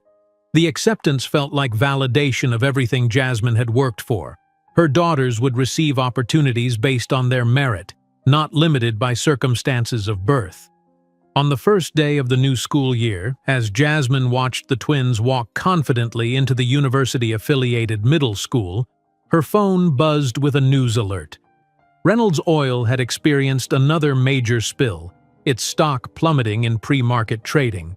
The accompanying photo showed Nathan leaving company headquarters, his face grim, shoulders hunched beneath his tailored suit. That evening, as Jasmine helped the twins with their advanced placement homework, her phone rang with an unfamiliar number. It was a journalist from the Houston Business Journal. "Ms. Williams Montgomery, we're doing a feature on successful energy startups founded by women. Your name keeps coming up as someone who's beaten the odds. Would you be interested in an interview?" As Jasmine scheduled the interview, watching her daughters bent over their studies at the kitchen table, she couldn't help but think about the parallel paths her life and Nathan's had taken since that rainy day at the Galleria. He had inherited an empire and was watching it crumble through mismanagement and outdated thinking. She had built something from nothing, guided by innovation and principles. The article in the Houston Business Journal would lead to others, culminating in the profile that would change everything. The Forbes cover story that Nathan Reynolds would read with growing incredulity, finally recognizing what he had carelessly discarded. The Houston Business Journal article wasn't just another feature, it became a stepping stone to national recognition. Within weeks of its publication, Jasmine received inquiries from CNBC, Bloomberg, and eventually Forbes. The energy sector had begun to take serious notice of Williams' tech innovations, now employing 200 people and occupying an architecturally striking building in Houston's emerging tech corridor. Jasmine stood at the floor-to-ceiling windows of her executive office, watching the Texas sunset paint the sky in brilliant oranges and pinks. At 31, she had achieved what most entrepreneurs only dreamed of, a valuation exceeding $500 million, with investors practically begging to be included in the next funding round. "Mom!" Zoe burst through the door without knocking, her school backpack slung over one shoulder. "We finished the presentation for the Young Entrepreneurs competition. Wait until you see what we've done with the slides." At 12, the twins were developing into remarkable young women, their identical appearances increasingly divergent in style. Zoe wore her hair in intricate braids, her school uniform personalized with colorful pins advocating various social causes.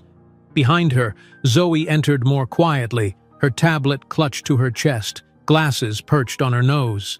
"The statistical analysis section is much stronger now," Zoe added, her voice soft but confident. "I incorporated the regression models we learned in advanced math." Jasmine smiled, setting aside the quarterly reports she'd been reviewing. "Show me everything," she said, clearing space on her conference table.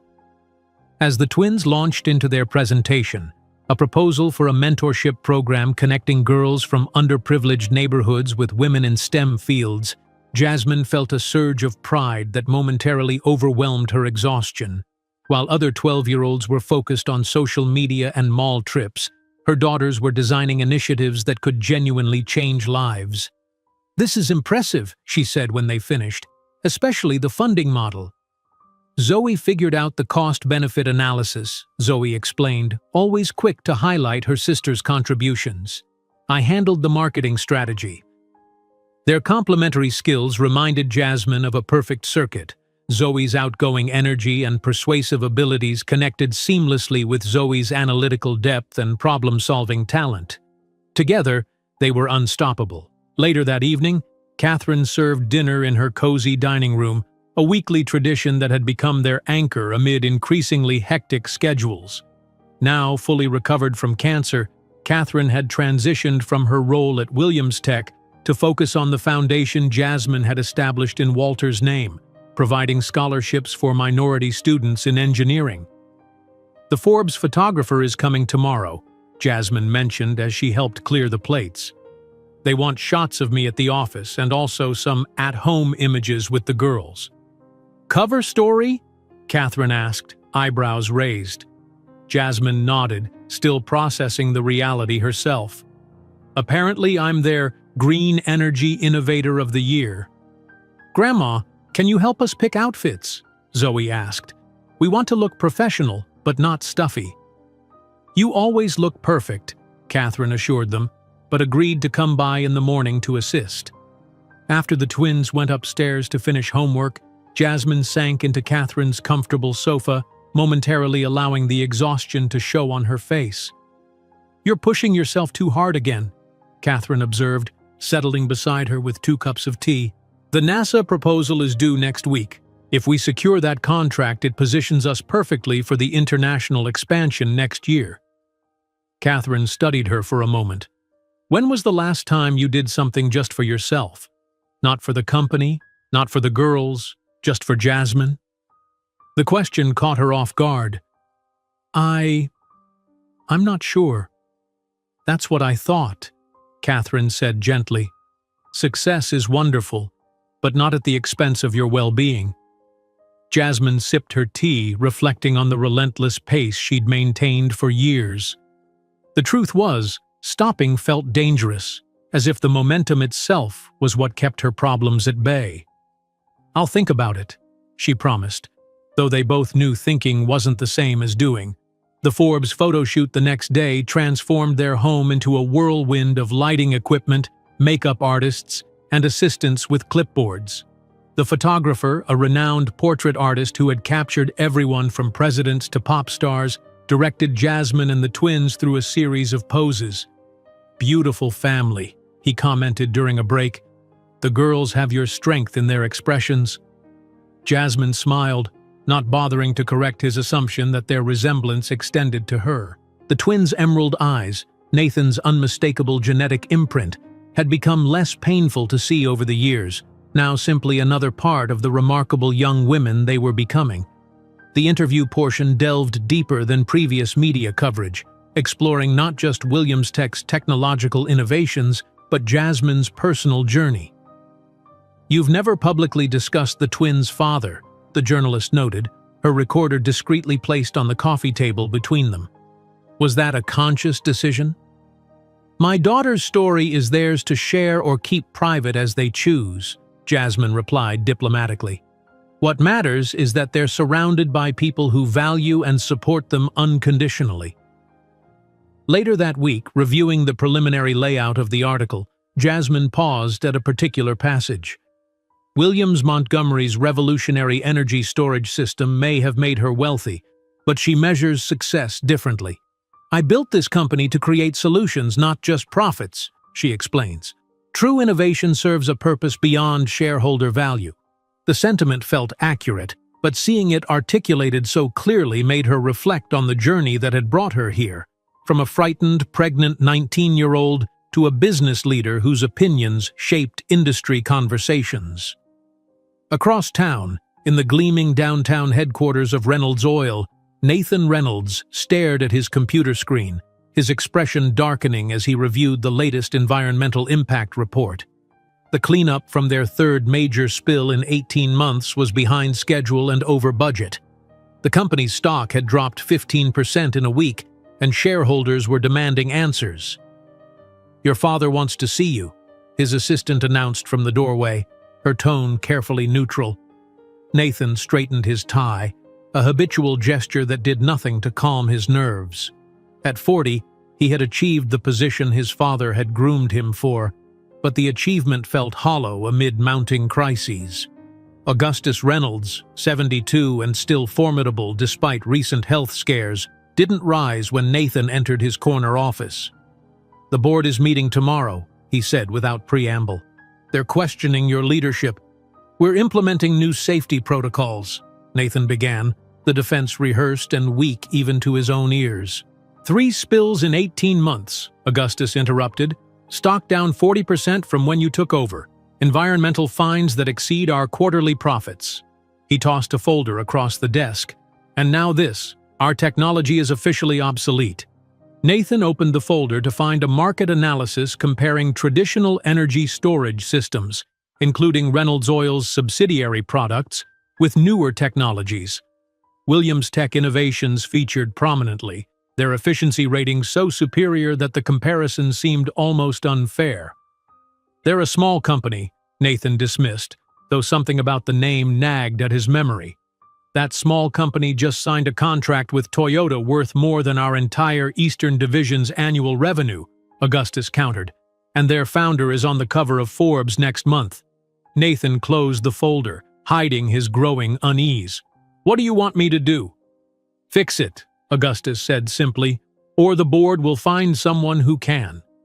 The threat hung in the air between them, father and son locked in the familiar pattern of expectation and disappointment that had characterized their relationship for decades. That evening, Nathan arrived home to find his wife Caroline hosting a charity committee meeting in their formal living room.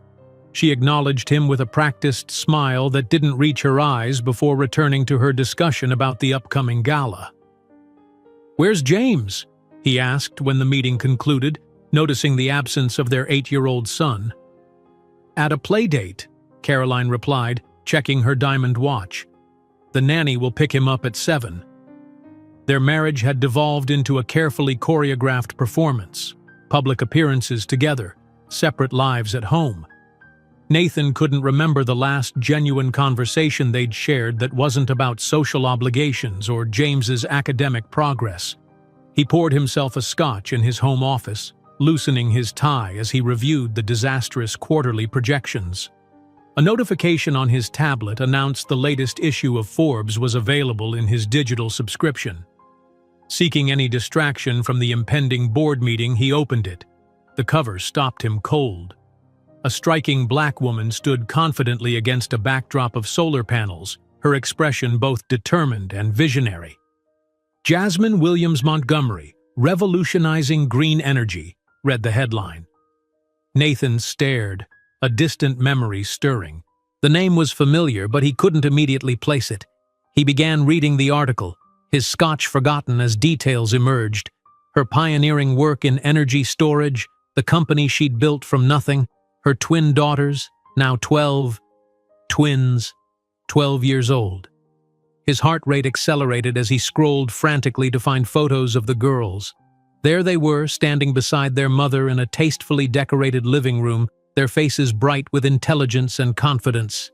And their eyes, unmistakable emerald green, the distinctive Reynolds genetic trait that appeared in every generation. Nathan enlarged the image, his hands shaking slightly. The resemblance was undeniable. These poised young women, described in the article as prodigies in their own right, were his daughters. The daughters he had denied, dismissed with an envelope of cash and cruel words 13 years ago. "Who are you looking at?" Caroline's voice made him start. She had entered his office silently, a glass of white wine in hand.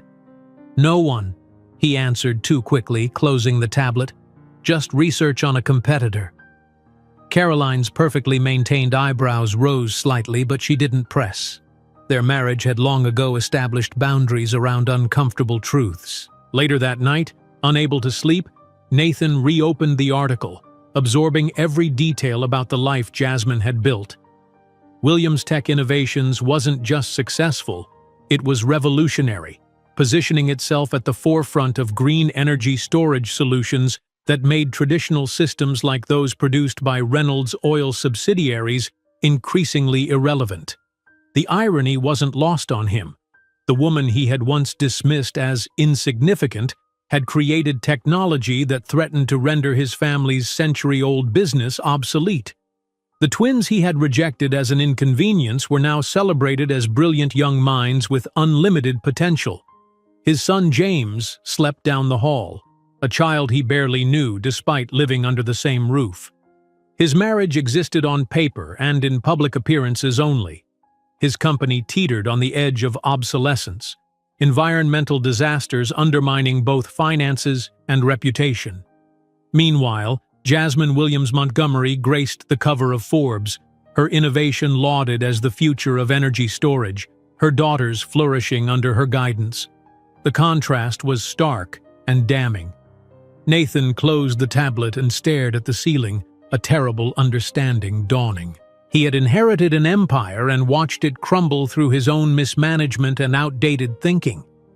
Jasmine had built something from nothing, guided by innovation and principles he had never valued until they threatened his position. The small article in the Houston Business Journal would lead to others, culminating in the profile that would change everything. The Forbes cover story that Nathan Reynolds would read with growing incredulity, finally recognizing what he had carelessly discarded. The Forbes cover story sent ripples through Houston's business community. Jasmine's phone hadn't stopped buzzing with congratulatory messages and partnership inquiries since the issue hit newsstands. Despite the external validation, she remained focused on what truly mattered: the upcoming NASA proposal and the Entrepreneur of the Year ceremony that evening. "The red Valentino or the blue Armani?" Jasmine asked, holding up two gowns as Catherine considered them thoughtfully. "The red," Catherine decided. "It commands attention, perfect for tonight's honoree." Jasmine smiled, remembering the days when her entire wardrobe could fit in a single duffel bag. Now her walk-in closet housed designer pieces that would have seemed like impossible luxuries to her younger self. Success had brought security and comfort, but the greatest luxury remained the freedom to make choices on her own terms. In their adjoining rooms, Zoe and Zoe prepared for the evening with the careful deliberation of young women who understood the importance of presentation. At 14, they had grown into poised, articulate teenagers who moved confidently between the privileged world of their school and the diverse environment Jasmine had ensured remained central to their lives. "Do you think there will be press?" Zoe asked, applying a tasteful amount of lip gloss. She had recently been featured in Houston Youth Leader magazine for her foundation that provided STEM opportunities to girls in underserved communities. "Definitely," Zoe replied, adjusting her glasses. "The Chamber of Commerce always attracts major coverage." Unlike her sister, Zoe preferred to stay out of the spotlight, though her recently published paper on quantum computing applications had attracted attention from universities nationwide. Downstairs, Jasmine's executive assistant reviewed last-minute details. "Your speech is loaded in the teleprompter. The governor confirmed he'll attend the private reception afterward, and the NASA team requested a breakfast meeting tomorrow to discuss the lunar station proposal." "Push the NASA meeting to lunch," Jasmine replied. "I promised the girls I'd attend their science symposium presentation tomorrow morning." The drive to the Hilton Americas Houston took them through downtown, the city skyline glittering against the early evening sky. The twins chatted animatedly in the back seat while Jasmine mentally rehearsed key points of her acceptance speech. Tonight represented more than individual recognition. It validated her vision that business success and social responsibility could coexist. Across town, in a considerably less celebratory mood, Nathan Reynolds adjusted his custom tuxedo in the mirror of his River Oaks mansion. The day had delivered another blow. The Environmental Protection Agency had announced a new investigation into the latest Gulf spill. Reynolds' oil stock had dropped another 7%, prompting an emergency board call that had lasted 3 excruciating hours.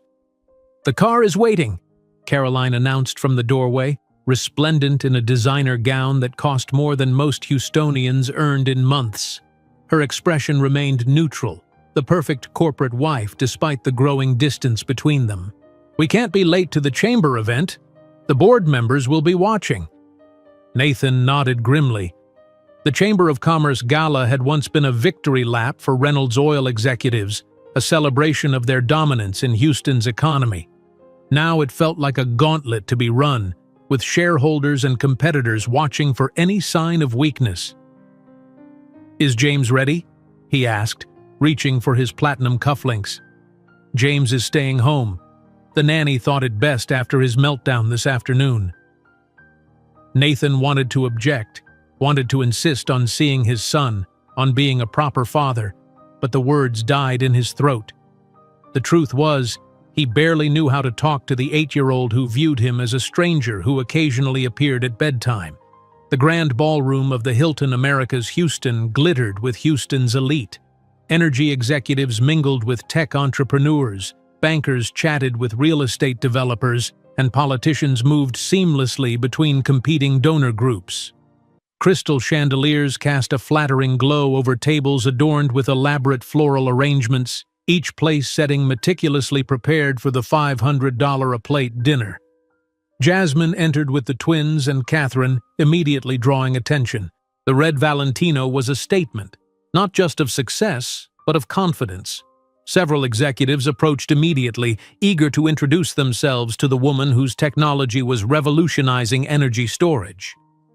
"Ms. Williams Montgomery, your Forbes profile was extraordinary," said the CEO of a major solar company. "We'd love to discuss potential collaborations." Jasmine engaged graciously while keeping a protective eye on the twins.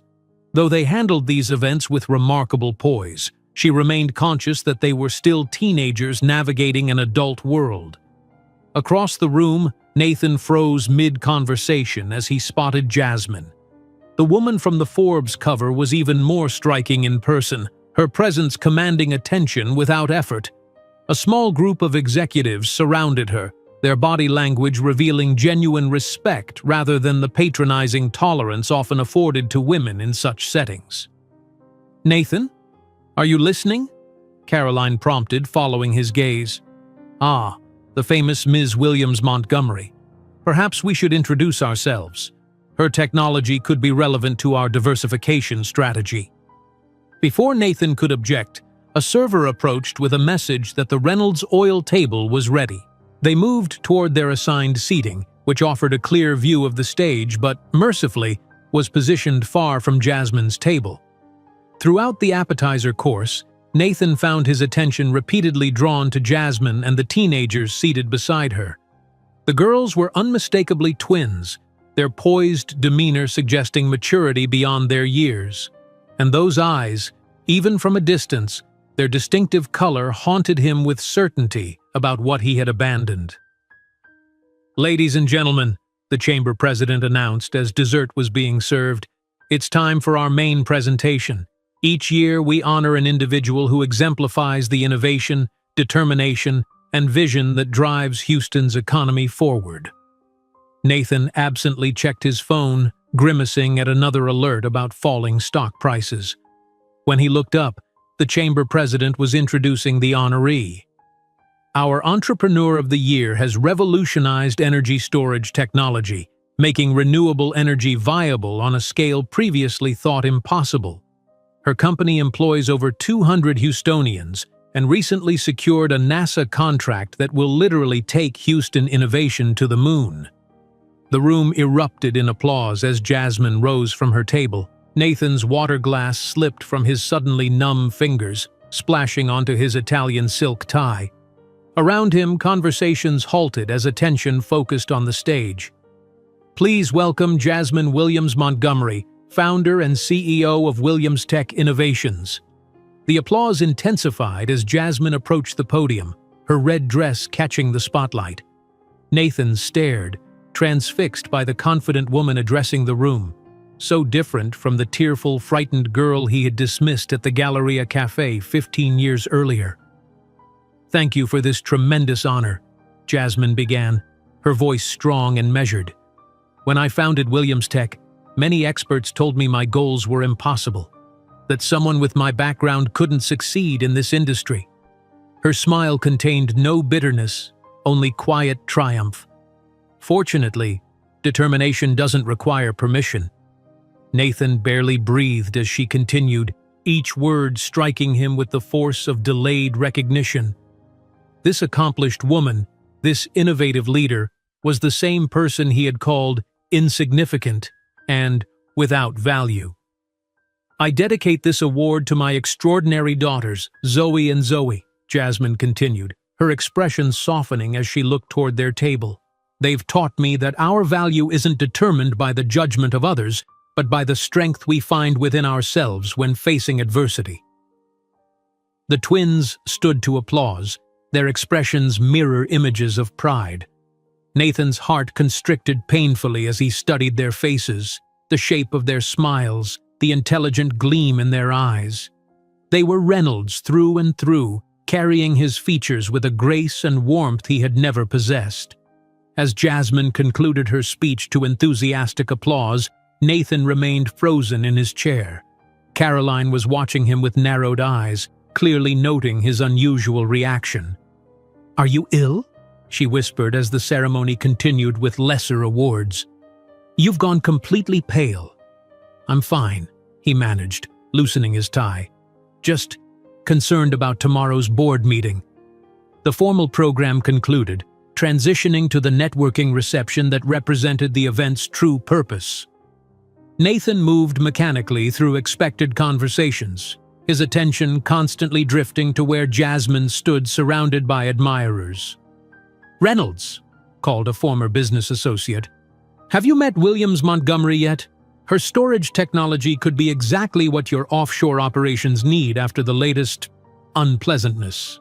Before Nathan could formulate an excuse, he found himself being guided toward the very woman he both needed to avoid and felt inexplicably drawn toward. Jasmine was engaged in conversation with executives from SpaceX, discussing integration of her technology into their next-generation spacecraft. "Jasmine," his voice emerged weaker than intended, nearly lost in the ambient noise of the reception. She turned slowly, her expression shifting almost imperceptibly as recognition dawned. For the briefest moment, Nathan glimpsed the vulnerable young woman he had wounded so deeply, but that flash of memory was quickly replaced by composed professionalism.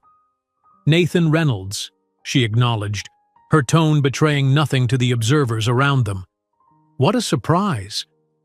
The SpaceX CEO glanced between them curiously. "You two know each other?" The question hung awkwardly as Nathan struggled to respond. His carefully constructed world seemed to tilt beneath his feet, past and present colliding with devastating force. Before Jasmine could answer diplomatically, Zoe approached their circle, radiant with the confidence of youth. "Mom, the governor wants to speak with you about that project in Austin." She glanced at Nathan with polite curiosity. "Sorry, are you?" The world seemed to silence around them.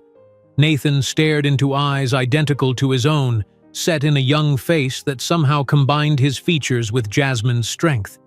His daughter, one of his daughters, was standing before him, unaware of their connection. "I'm an old acquaintance of your mother's," he managed, his voice barely audible. "Mr. Reynolds was just leaving," Jasmine interjected smoothly. "His company is facing some challenges, I believe. I read about the latest spill in the Gulf." The executives nearby exchanged knowing glances. Reynolds Oil's environmental disasters had become frequent topics in business circles, its once sterling reputation tarnished by repeated failures. "Could we speak privately?" Nathan asked, unable to mask the plea in his voice. Jasmine's expression remained professional, but her eyes hardened almost imperceptibly. "Everything that needed to be said between us was said 15 years ago in a cafe at the Galleria Mall," she replied, her voice low but steady. "Remember, when you told me I was insignificant and without value?" Zoe watched the exchange with increasing confusion. "Mom, is everything okay?" Nathan looked desperately between Jasmine and Zoe, then past them to where Zoe was approaching, a book clutched to her chest as always. "They're my daughters," Jasmine stated firmly. Zoe published her first scientific paper at 12. Zoe created a foundation for underprivileged girls that has already helped more than 2,000 young women. They are extraordinary in every way. "I didn't know they were twins," he murmured, the inadequacy of his response immediately apparent. "You didn't want to know anything," Jasmine countered, her composed demeanor contrasting with the weight of her words. "You said we were a problem to be solved with $5,000. The executives nearby began drifting away discreetly, sensing the intensely personal nature of the conversation. But the damage was done. Whispers already circulated through the room, connecting dots between the ambitious CEO and the struggling oil executive. Nathan attempted to regain control of the situation. "Jasmine, I was young, irresponsible. If you had known what?" she interrupted. "That I would build a billion-dollar company? That I would be on the cover of Forbes? That I would secure a contract with NASA? That my daughters would be geniuses? Would that have changed your judgment of my worth?" A heavy silence fell between them as she delivered her final assessment. "You weren't wrong about one thing. I really wasn't worthy of your last name. It was never good enough for us." While Zoe awaited an explanation, the air around them charged with 15 years of unspoken truths, and Jasmine realized that the moment she had secretly imagined for years had finally arrived. But nothing had prepared her for the impact of seeing the man who had rejected her staring at the daughters he had never known. Jasmine's final words hung in the air between them, sharp and definitive.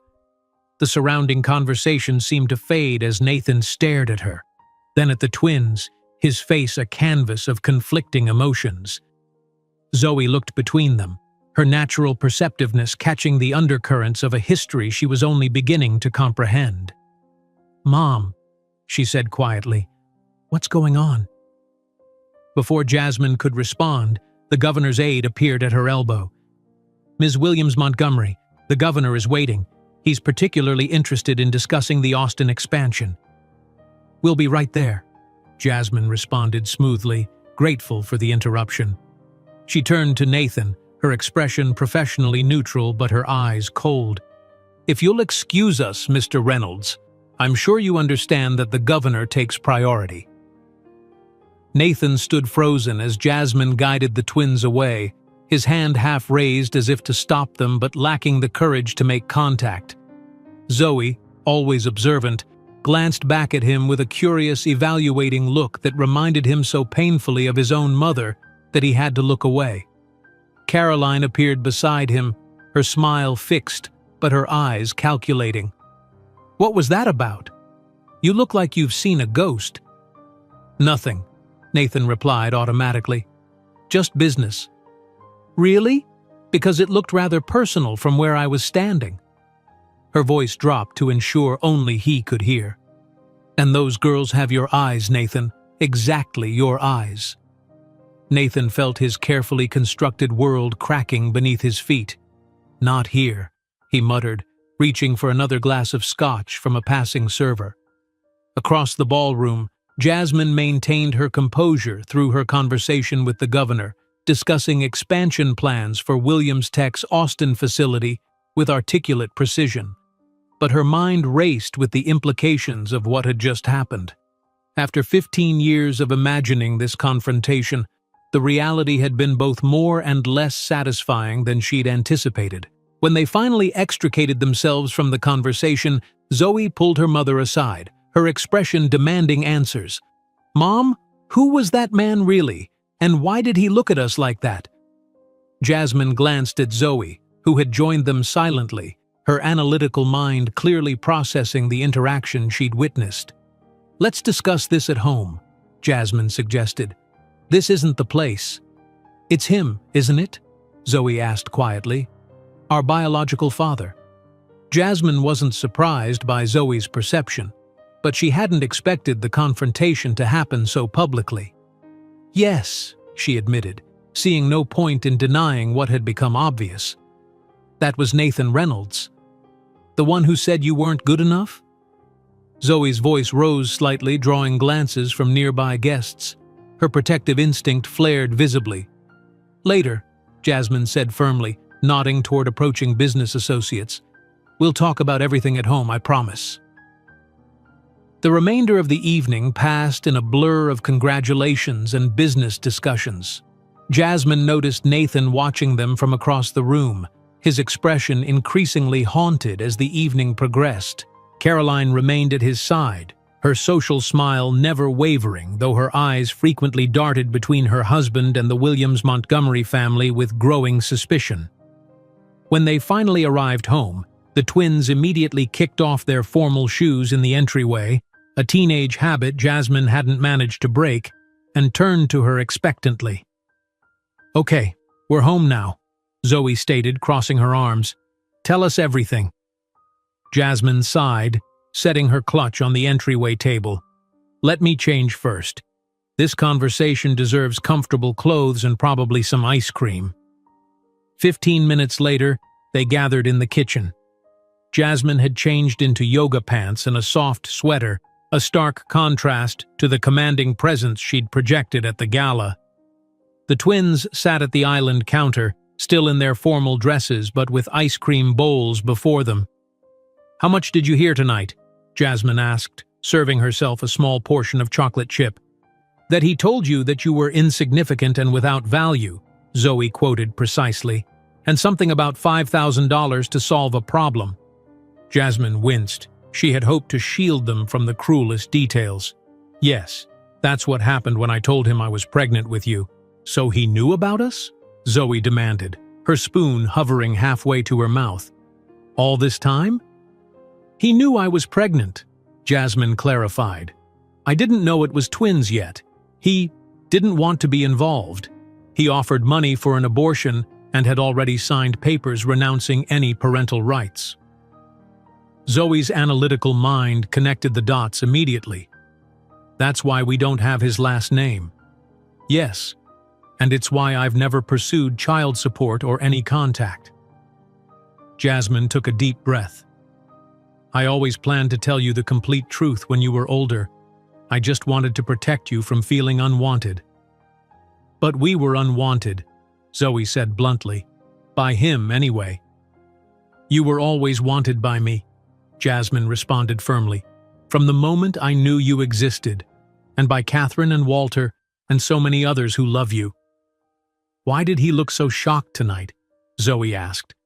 "If he knew about us? He didn't know you were twins, and I don't think he ever expected to see us again, especially not like this." Jasmine gestured vaguely, encompassing their success, their stability, everything they'd built without him. "You mean rich and famous?" Zoe suggested with a hint of satisfaction. Jasmine smiled slightly. "I mean accomplished and thriving. When he rejected us, he assumed I would remain insignificant. That was his word. Seeing me receive that award, seeing you both so brilliant and poised, it wasn't the future he envisioned for us." "Is that why you work so hard?" Zoe asked quietly. "To prove him wrong?" The question struck deep, forcing Jasmine to consider motivations she rarely examined. "At first, maybe. I was 19, heartbroken, and determined to show him his mistake. But over time it became about us, about creating opportunities for you, and then about the technology itself and the impact it could have." They talked late into the night, Jasmine answering their questions with as much honesty as she could while still trying to protect them from the harshest truths. She explained her night in the bus terminal, the shelter, the 2 jobs while pregnant. She described Walter's mentorship and Catherine's support. Through it all, she emphasized not the hardship but the journey, the small victories that had accumulated into their current life. When the twins finally went to bed, emotionally exhausted but with a new understanding of their history, Jasmine sat alone in her living room processing the evening's confrontation. Seeing Nathan again had been less traumatic than she'd feared in her younger years, but more complicated than she'd expected. The frightened, wounded girl inside her had finally faced her demon, only to find him diminished, no longer the powerful figure who had crushed her spirit, but a failing executive watching his inherited empire crumble. The next morning dawned bright and clear, a Houston winter day that felt more like spring. Jasmine had barely slept, but adrenaline carried her through her morning routine. The twins were unusually quiet at breakfast, still processing the previous night's revelations. "Are we still going to the science presentation?" Zoe asked tentatively. "Absolutely," Jasmine confirmed. "Nothing has changed about our plans or our lives because of last night." But as they finished breakfast, the building's security desk called. "Ms. Williams-Montgomery, there's a Nathan Reynolds in the lobby insisting on seeing you. He says it's urgent and personal." Jasmine felt a flash of anger. Of course he would show up unannounced, expecting accommodation. "Tell him I'm not available." After ending the call, she turned to find both twins watching her intently. "Was that him?" Zoe asked. Jasmine nodded, not wanting to lie. "He's downstairs." The twins exchanged one of their silent communications that had fascinated Jasmine since infancy, a look that seemed to convey paragraphs of meaning without words. "We want to meet him," Zoe announced, clearly speaking for both of them. "Are you sure?" Jasmine asked, studying their expressions. "You don't owe him anything." "We're not doing it for him," Zoe explained quietly. "We're doing it for us, to see for ourselves." Jasmine considered their request, recognizing the maturity behind it. At 14, they were developing their own identities, their own needs separate from hers. Perhaps this confrontation was necessary for their journey too. "All right," she agreed, "but I'll be with you the entire time, and if at any point you want him to leave, just say so." When Nathan stepped off the private elevator into the penthouse apartment, his appearance betrayed a sleepless night. His designer suit was immaculate as always, but his eyes were bloodshot, his face drawn with tension. "Thank you for seeing me," he began, his voice hoarse. His gaze moved immediately to the twins, who stood side by side near the living room entrance, a united front of teenage assessment. "The girls wanted to meet you," Jasmine explained, her tone making it clear this was the only reason he'd been allowed up. "Please, sit down." Nathan lowered himself stiffly onto the edge of the sofa, looking profoundly uncomfortable in the elegant space that represented everything Jasmine had built without him. The twins sat opposite, their identical green eyes, his eyes, studying him with unnerving intensity. "I know that nothing I say can compensate for what I did," he began, his rehearsed speech already faltering under their combined scrutiny. "But I want you to know that I deeply regret my actions 15 years ago." "Why now?" Zoe asked clinically, her analytical mind cutting straight to the core issue. "The Reynolds oil lost 62% of its market value in the last 3 years. Your shares dropped 18% just last month. Is it coincidence that you appeared just when Mom signed a $300 million contract with NASA?" Nathan blanched at the teenager who spoke like a financial analyst delivering a devastating assessment. "I'm not here for money," he protested. "I came seeking forgiveness, a chance to know my daughters." "We're not your daughters," Zoe responded, her tone reflecting her mother's strength. "Biologically, maybe, but a father is someone who raises you, who is present." Jasmine watched the exchange with a mixture of pain and pride. Her daughters, brilliant and strong, were facing with dignity the man who had rejected them before they were even born.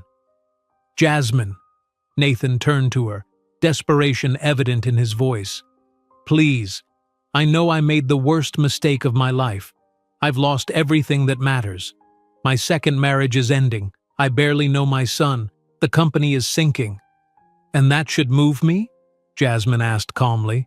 "You told me in no uncertain terms that I wasn't worthy of your time or name, that I was good only for entertainment but not for building a respectable family. I was an arrogant idiot." "Yes, you were," Jasmine agreed simply. "But you know what's ironic, Nathan? You were right about one thing. I really wasn't worthy of the Reynolds name.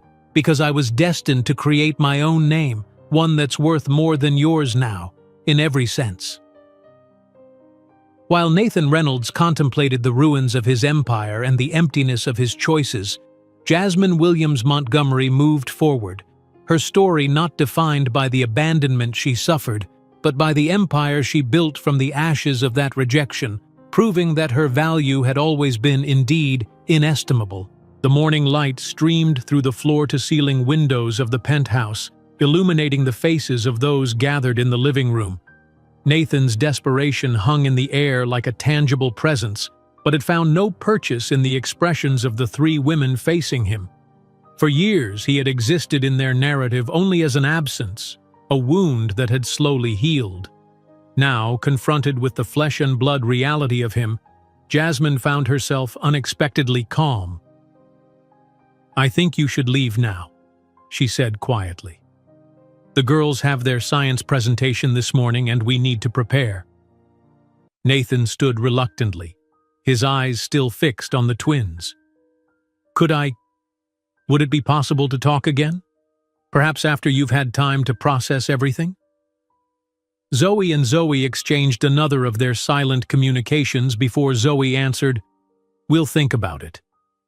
It wasn't forgiveness or acceptance, but it wasn't an outright rejection either. Nathan nodded, seeming to understand that this small concession was more than he deserved. As Jasmine walked him to the elevator, he paused, turning to face her. "I've thought about you over the years," he admitted, "especially when things started falling apart. I wondered what happened to you. But you never looked," Jasmine observed, not a question but a statement of fact. "No," he acknowledged. "I was too afraid of what I might find, too afraid of facing what I'd done." The elevator doors opened and Nathan stepped inside. As they closed between them, Jasmine felt an unexpected sense of closure, not because he had apologized, but because she had finally confirmed what she had long suspected. His rejection had never been about her inadequacy, but about his own weakness. After he left, Jasmine found the twins waiting in the kitchen. "Are you both okay?" she asked gently. "I thought I'd feel something more," Zoe confessed. "Anger or sadness or something. But he just seemed pathetic," Zoe finished, her assessment clinical rather than cruel. Jasmine wrapped an arm around each of them. "Whatever you're feeling or not feeling is valid. This is a lot to process, and there's no right way to respond." "He doesn't seem happy," Zoe observed. "Even with all his money and his perfect-looking wife and his other child." "Happiness doesn't come from those things," Jasmine replied. "It comes from building something meaningful, from connections that matter." Later that morning, watching the twins present their scientific research with poise and confidence, Jasmine felt a surge of pride that momentarily overwhelmed all other emotions. These extraordinary young women had emerged from circumstances that should have limited them, bearing no scars from the rejection that had preceded their birth. Whatever Nathan might feel now, regret, curiosity, even genuine remorse, couldn't diminish what they had built together. The next morning brought an unexpected development.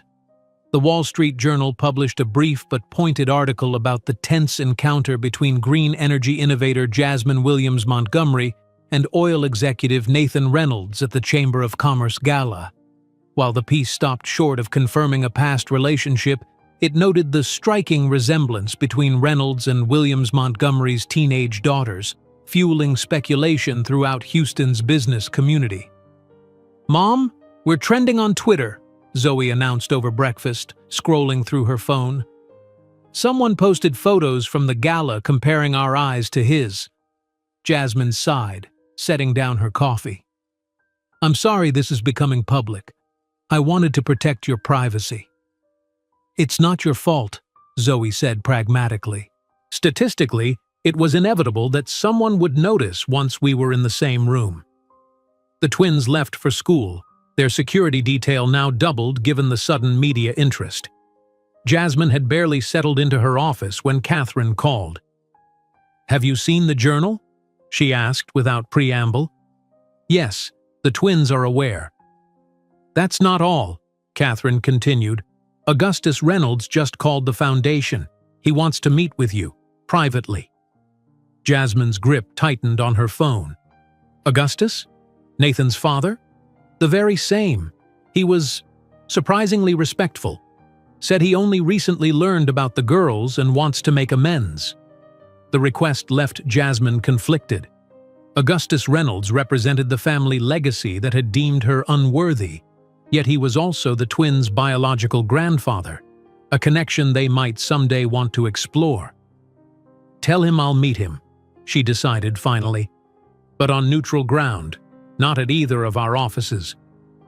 The following afternoon, Jasmine arrived at a private room in Houston's Museum of Fine Arts, a location chosen for both its discretion and its neutral territory. Augustus Reynolds was already seated, his imposing figure somewhat diminished by age but still commanding respect. At 72, his silver hair and tailored suit gave him the appearance of a statesman rather than an oil baron. Ms. Williams Montgomery, he greeted her, rising with evident effort. Thank you for agreeing to meet me. Mr. Reynolds, she acknowledged, taking the seat across from him. I'll come straight to the point, Augustus began after they had declined the offered refreshments. I only learned of my granddaughter's existence 2 days ago. Nathan finally admitted everything after the journal article appeared. Jasmine remained silent, allowing him to continue. I want to apologize, Augustus said, his voice gruff but sincere. Not just for my son's inexcusable behavior, but for my own failure as a father. I raised him with privilege but without compassion or responsibility. The admission surprised her. Why are you telling me this? Because I failed as a father to raise a decent man, Augustus replied simply. And that failure affected you and those girls in ways I can never fully comprehend or remedy. His directness was unexpected but appreciated. What exactly are you hoping for from this meeting, Mr. Reynolds? I'd like to know my granddaughters, he admitted. Not to insert myself into their lives uninvited, but to be available if they ever wish to know their heritage, and to ensure they understand that Nathan's failings are not reflections of their worth. Jasmine studied him carefully. Unlike Nathan's desperate plea, Augustus's request seemed measured, respectful of boundaries. That would be their decision to make, not mine. They're old enough to have a say in who they allow into their lives. Of course, Augustus agreed. I wouldn't expect otherwise. As their meeting concluded, Augustus handed her a business card with his personal number handwritten on the back. If they ever want to reach out, or if you need anything, I'm available. No pressure, no expectations. Later that week, news broke that Nathan Reynolds had been removed as executive vice president of Reynolds Oil following an emergency board meeting. The official statement cited the company's recent environmental and financial setbacks, but industry insiders suggested that the revelations about his abandoned daughters had been the final straw for the board. Jasmine shared this development with the twins that evening, careful to present the information neutrally. Your biological grandfather has asked if you might want to meet him someday, and Nathan has been removed from his position at Reynolds Oil. Are those things connected? Zoe asked perceptively. Possibly, Jasmine acknowledged. The company was already struggling, but the publicity around our situation may have accelerated the board's decision.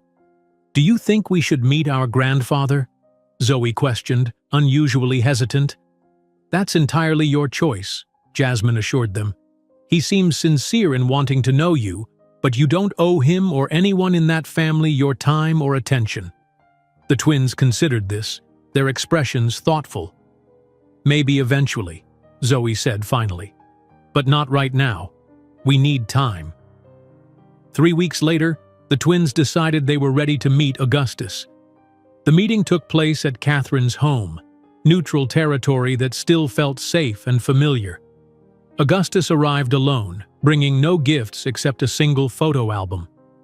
These are pictures of your grandmother, he explained as the twins explored the album cautiously.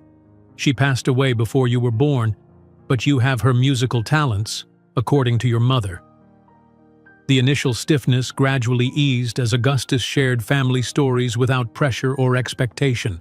He answered their questions honestly, including the difficult ones about Nathan, neither defending nor condemning his son, but acknowledging the failures that had occurred. By the time he left, something small but significant had shifted. The twins had gained a piece of their history without compromising their identity, and Augustus had witnessed firsthand the remarkable young women his son had foolishly discarded. As spring turned to summer, a new rhythm established itself. Augustus visited occasionally, always calling ahead, always respectful of boundaries. Nathan remained conspicuously absent, having relocated to Reynolds Oil's Dallas office following his demotion to a minor regional role. In July, Jasmine received an invitation to speak at a sustainable energy conference in Washington, D.C. The event represented another milestone for Williams Tech, recognition at the national policy level that their technology represented the future of energy storage. "You should bring the girls," Catherine suggested. "It would be good for them to see you in that environment." Jasmine agreed, and 3 months after the confrontation that had changed their family narrative, she stood at a podium in Washington, accepting the National Sustainable Innovation Award. In the audience, Augustus sat proudly beside the twins, the grandfather who had entered their lives late but with genuine respect and affection. That same evening, in a sparsely furnished Dallas apartment, Nathan watched the live stream of the ceremony on his laptop. The company-provided housing was a far cry from his River Oaks mansion, now listed for sale as part of his divorce settlement. Caroline had filed papers within days of his removal from leadership, her departure as efficiently executed as any corporate transition. On screen, Jasmine spoke with authority and vision about the future of energy storage. The camera occasionally panned to the audience where his father sat beside the twins, more engaged and animated than Nathan had seen him in years. The sight of the three of them together, his father and his daughters, forming a connection that excluded him, burned more than the loss of his position or his marriage. His son James was visiting his grandparents in Connecticut for the summer, Caroline having negotiated generous custody terms that minimized Nathan's involvement. At 8, James barely knew his father, a reality that had seemed acceptable when Nathan was building his career but now represented another irreparable failure. As the ceremony concluded and applause filled the auditorium, Nathan closed the laptop. His spacious apartment felt suddenly confining, the silence oppressive. He had lost everything that mattered: family, legacy, purpose, while Jasmine had built something extraordinary from the very circumstances he had expected to destroy her. The greatest triumph of Jasmine was not her wealth or recognition, but the life she had built without depending on a man who had considered her disposable. Her true victory was creating daughters who understood their own intrinsic value, who would never need validation from someone who failed to recognize their potential. If you enjoyed today's video, I'm sure you'll love the next one. Don't waste time. Just click on the screen.